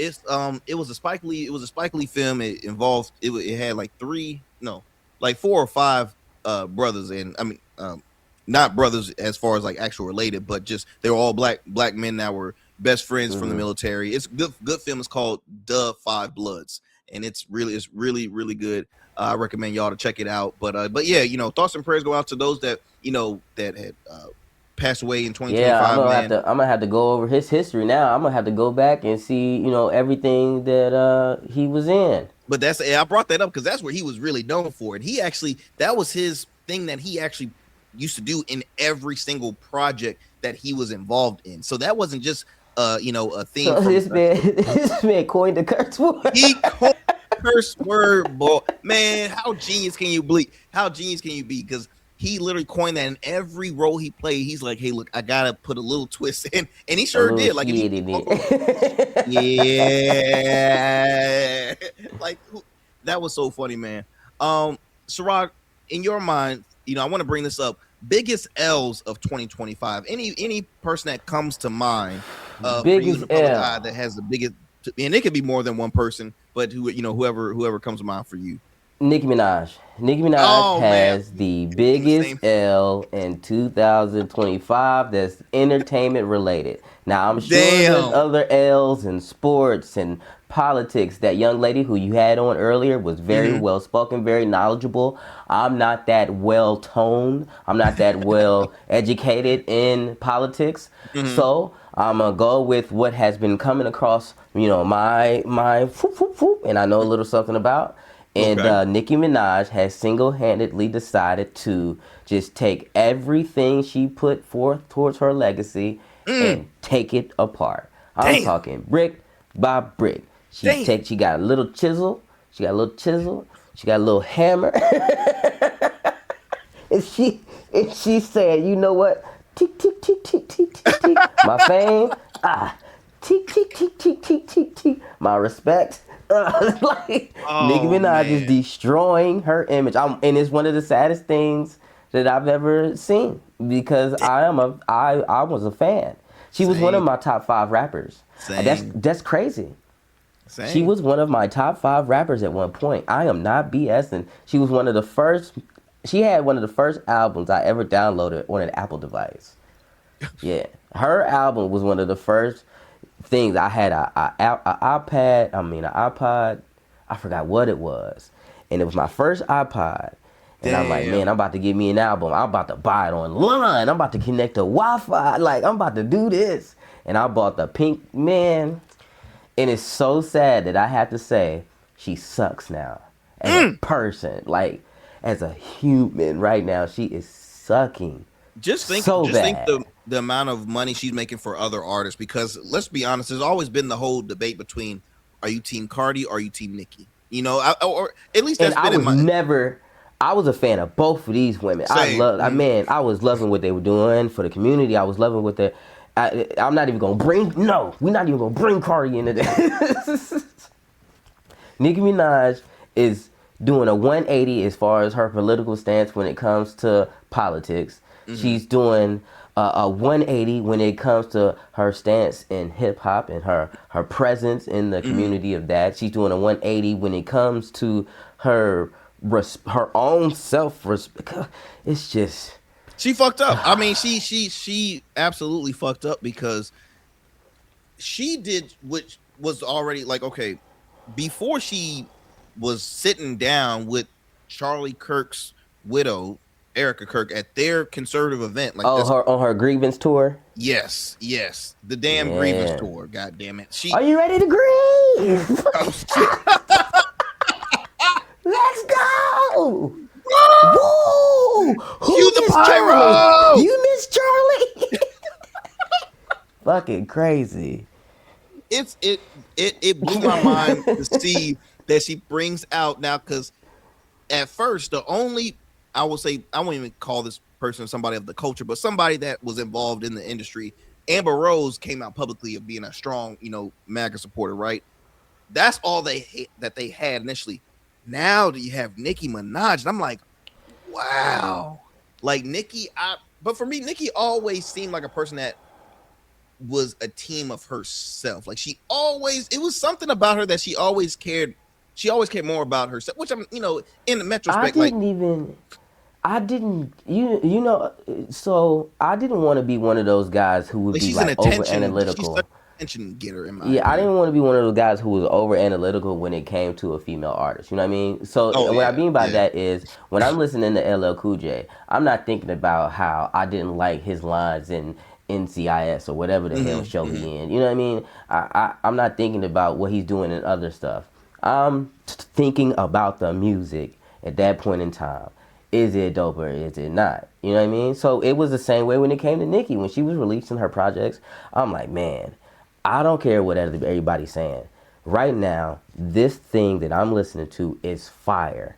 But at this moment, it's like she is gripping my neck like a dog to pull away from that. Like she's pulling me away from her art in a way it seems forceful. Like it's almost like somebody got money on her. I mean, or like got some type of blackmail material. You know what I mean? Like I don't know what's going on. I don't know if it's like she's doing this to try and get a pardon for her husband, because you know Trump be tossing out them pardons now. He be tossing out them pardons.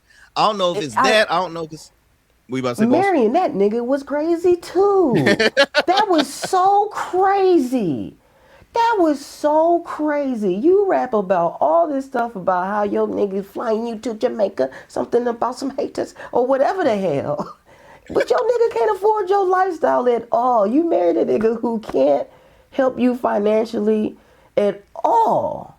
Which, okay, that's cool. But not only that, he has a record that will single-handedly take away at least half your fan base.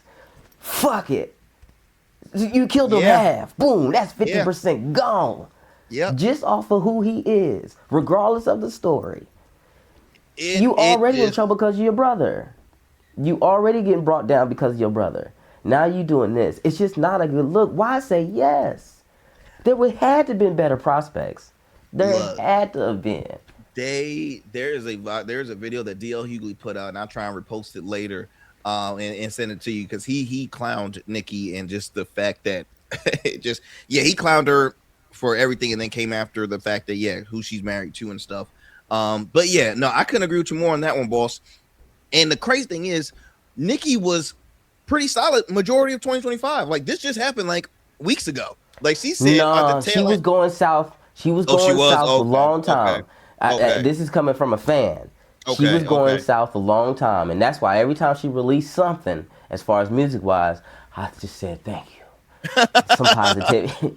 Because that man said thank you, Jesus. Thank you. Picking fights that she didn't have to pick fights with. Talking about she's defending herself and she was just doing stuff in the industry. And this is, again, I'm a underground person. I understand my standing in entertainment. I get the barbs are going to be like, well, who the fuck are you? I understand that in their world, I'm a nobody.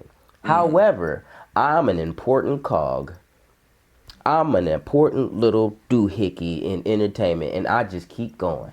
And every few off, I get a little bigger and a little bigger. That's what I am. You know what I mean? I'm a walking economy system in the entertainment. And right now we're small to you, but one day it's going to be big. And from my point of view, she is bullying. She is frantically defending things that aren't being attacked. She is destroying her legacy. She was going to be up there with the Jay-Z's, the Waynes, the Drakes, the Nas's. She was going to be up there, bro. And the only reason she's not is because of her not just political stances, but her hip-hop political stances. Her life political stance. Her personal decisions destroyed something that I wanted to see. We'll never say that she's up there with Jay-Z or Nas or Big or anything like that because of this. I have before I give you my L for 2025, I will say, to add on what you're saying, just to add on to this conversation, I can't even say that you can compare her to almost like how Kanye West has kind of been back and forth to the public, only because Kanye West got some issues. Right. You know, upstairs. Like he suffers. He's literally was diagnosed being bipolar. So he got a lot. I think he got a long laundry list of things. It's a long laundry list. It's a long laundry list of things wrong with Kanye. And I'm a huge fan.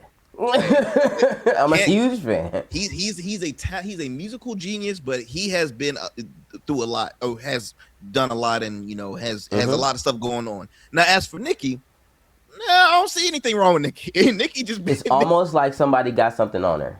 It's almost like something happened. it's going to be Something interesting happened for that we didn't 2026, see. man.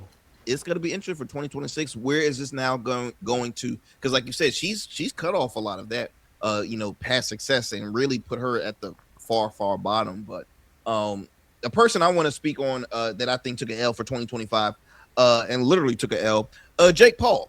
I'm not a Jake Paul fan. That's your biggest L? That's that man got money from that ass whooping. he got money and a goddamn a broken jaw and literally broken. Like, I'm gonna tell you why I think he took this L. Money wise, he won. Don't get me wrong, he won, and he won off the success. Everybody watched it and this and the other.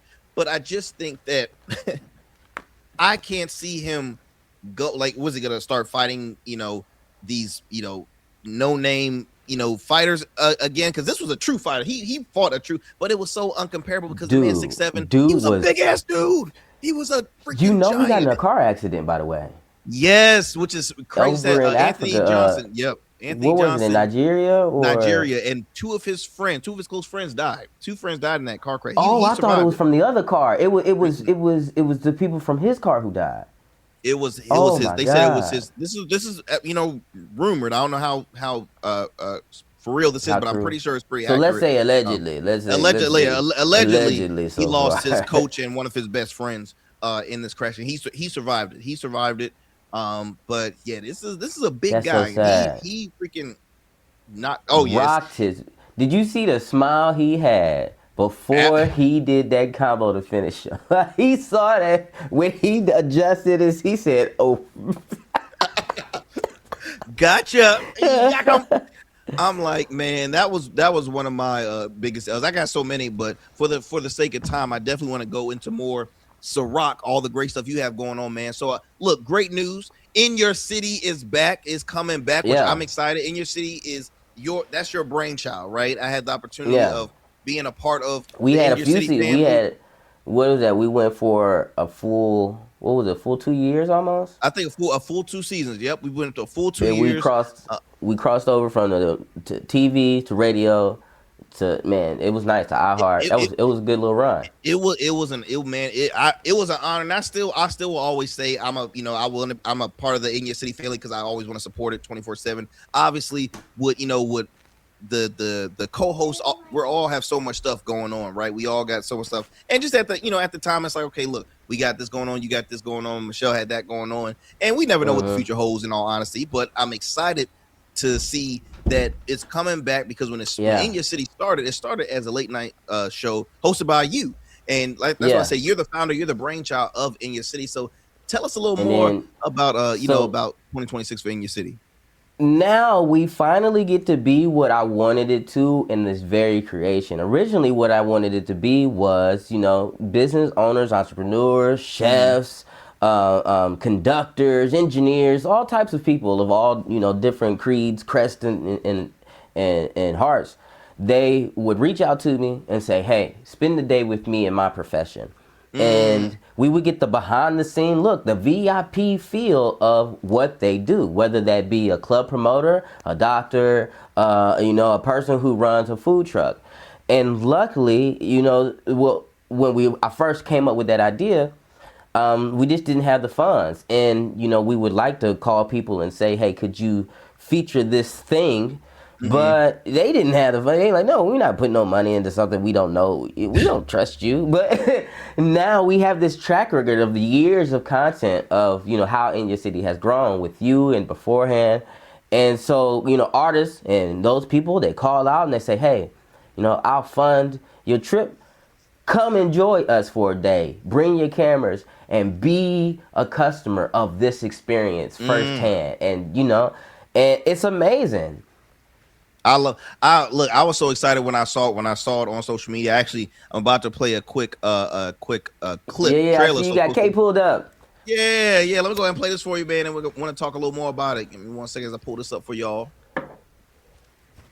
Help my platform out. Is there any full bodies of work coming out soon or anything like that? Or so this is actually going on the EP that I'm working on. What's the name of the EP? Oh, that's why it's called an exclusive. I was trying to get fair. The truth is, I don't know yet. I'm still working on it because the other songs are also emotional. Yeah. And my last EP was called Feeling Blue. I just sound like a sad girl at this point, so I'm just. But you're living your life though. Your career is it. booming. I mean, your name is really getting out there, and your art is blossomed so much since we met. I mean, why you so blue? Like, who hurt you, baby? It's a few people. But it's all right because I got a diss track for all of them. No.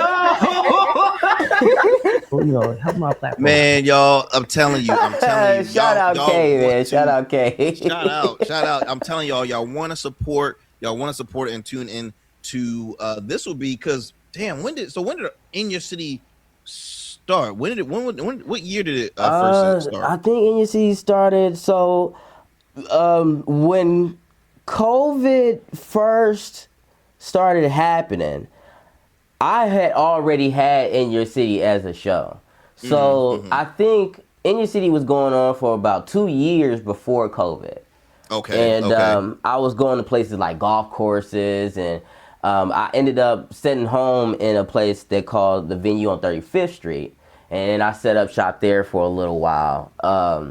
But when COVID took off, the production value went up because advertisers didn't have no way of reaching, and touching the audience. And so they used my show as that bridge. And, they gave me some money to keep the lights on in the production, to rent out the venue on 35th Street. And it allowed me time to interview people and keep the thing going. And it was a dope venue. It was a dope venue. I was a guest on the show. And again, I was so thrilled because I know, not know, but I knew and I know how big In Your City is. Let me again let y'all know. In Your City, the concept, the hope, it is a full on. It's one of the next top shows that you should be having on your timeline. And I'm totally mean that. And so when I first, I tuned in as a viewer. Then I became a guest. Then I became a co-host. And now, I'm going to be a viewer again. But with all mean, I would love to, be back on, as a guest or as a co-host, whatever the plans are. Our vibe. So right now for In Your City, our vibe is we're going to go where we're invited. But you can't treat us like you didn't ask us to come. We're not going nowhere where we have to feel tolerated or in the way. And right now that's how 2025 has been treating me. I've been in rooms where I've been invited, where people are happy to show me how to experience their art. It's amazing. We're gonna meet up with pizza shop owners who they call me, they tell me, hey, pull up, come, bring the cameras, sit down, enjoy yourself, and if treat it like you were a customer. The camera is a customer, you a customer, and you are experiencing this for the first time. No holdback, no punches. And every time I get that experience of the footage that we have so far, man, I have the time of my life. And everything is good. Everything is good. Man, not even with In Your City coming back in 2026. You got a new comedy tour, I think, happening in 2026. I saw you make some new book and new comedy tour. A new book, and a new book. Comedy tour. Excuse me, new book and new comedy. Damn. So it's a few things. It's confusing, and I hate to be that guy. I hate to be. I'm a model / actress / bartender / I'm also a sorry. therapist. So please tell me about your issues. I also do this. Listen, I can sell your house or do your taxes. I sell Mary Kay as well. I sell all the. I hate being that guy, but I got kids, so. No, that's right. Hey, multiple streams. I'll simplify it. I'll streamline the pitch. So we're going to goals for 2026. Okay. Right now, I am focusing on a new sci-fi story, original story book that I am really happy about. It's the Kitsune clan. That's what it's about. The story of Rise, and I'm just so excited. This new sci-fi book is just. It's been my brainchild for a few years, but I really put pen to pad and focused on it this year. and I'm so ready for it to be released. We're doing the cover art for it soon. We got we put fillers out of some of the creatures of how they look. And again, you know, I don't know how many original black sci-fi stories there are, but this is my Star Wars. This is my Dune. This is my, you know, Harry Potter. This is a complete universe, you know, created by me, you know, in this crazy brain of different races, creatures, you know, invasion, and it has logic, and it has, you know, bases, it has history. You know, characters go in libraries and read through novels of their lands, you know, and it's on a planet that's similar to Earth, but very, very different. You know, it's parallel into its reality. It's a world where magic exists, you know, skills can be boosted, stats can be raised.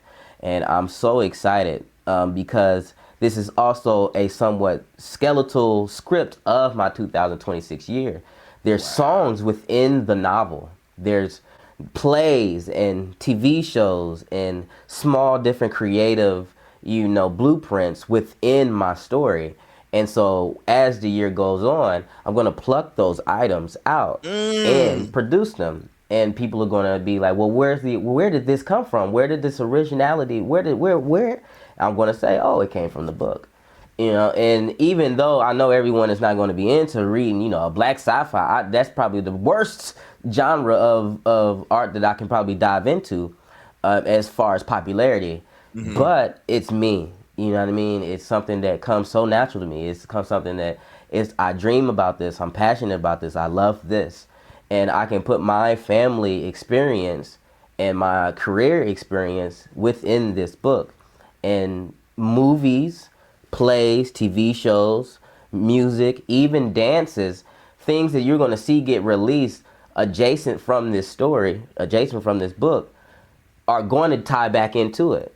And folks I hope, get lost in the art. I hope they realize that George Lucas ain't got shit on me, no offense. I hope people realize that I'm the greatest storyteller of all time. And I'm willing to go and have this comparison. I'm willing for people to dig deep into who I am, find out if I'm bullshitting. You know what I mean? Pull my card, read my story. You know what I mean? Tell me if I'm lying. I get that. Okay, I got more years to go. I'm a young buck. However, I'm going to be the greatest. It's just how it is. There's not a doubt in my mind. It's just I'm going to be the greatest storyteller of all time. So me saying it now, regardless if you believe it or not, I am willing to put my pen against yours. I am willing to put my creative storytelling mind against yours. Let's tell a story together. Let's just not go pen for pen. Let's collab and build something together and top what I'm making by myself. Collabs. We gonna end it right there, my friends. Collaborations is everything. Come 2026, worry about focus more on the loyalty and the collaborations than the transaction. Don't get me wrong, the transaction is always sweet, but is it long term at all the time? Look, I've known SyRok for a minute. I've lost track of how many years, and it started off as I forgot to. I brought him on as a guest, and that became a friendship, y'all. So I'm just letting y'all know is there's a power in networking, there's a power in collaborating, and stop being each other's enemies. Stop trying to top over the other. No, how can we work together and say, okay, your strength is here, my strength is here. Let's see how we can make magic together, man. So I can't be more excited for you, boss, for 2026. If you think I'm not who I say I am, work with me and find out. Work with me and see what we make. See what happens. I know that's right, y'all. SyRok Foxx. SyRok Foxx, ladies and gents. You can find him on all social media platforms at the SyRok Foxx. Did I get that right? The real. It's the real SYROK. It's literally. But if you type in SyRok Foxx, I'm the only one in the world. I'm literally the only one. There don't exist another. That's very true. Crazy. There's only one SyRok Foxx. Look, boss man. Look, you and your family, peace and blessings. Take care. Have a happy New Year's, and I appreciate you taking the time out of your schedule to come here for our last minute for our 2025 wrap up. Can't wait to see what 2026 has for everybody. And look, we gonna talk. So, matter of fact, I want to chop it up with you just for a couple minutes after this. So just go ahead and stay. Don't leave out. Yeah, don't leave out. I'm gonna talk to you just for a couple seconds, boss. But again, ladies and gents, the SyRok Foxx. Look, thank you for staying with us. This is one of our longest specials that we've done, a little over 2 hours. So I thank you for staying with us. Y'all continue to have fun. All right, continue to have fun and just enjoy your New Year's, man. Enjoy your New Year's. Happy New Year's, y'all. Happy freaking New Year's. I'll talk to y'all soon. I'll see you next year. Matter of fact, I'll see you next year with some more great conversation here on the Arrington Gavin Show.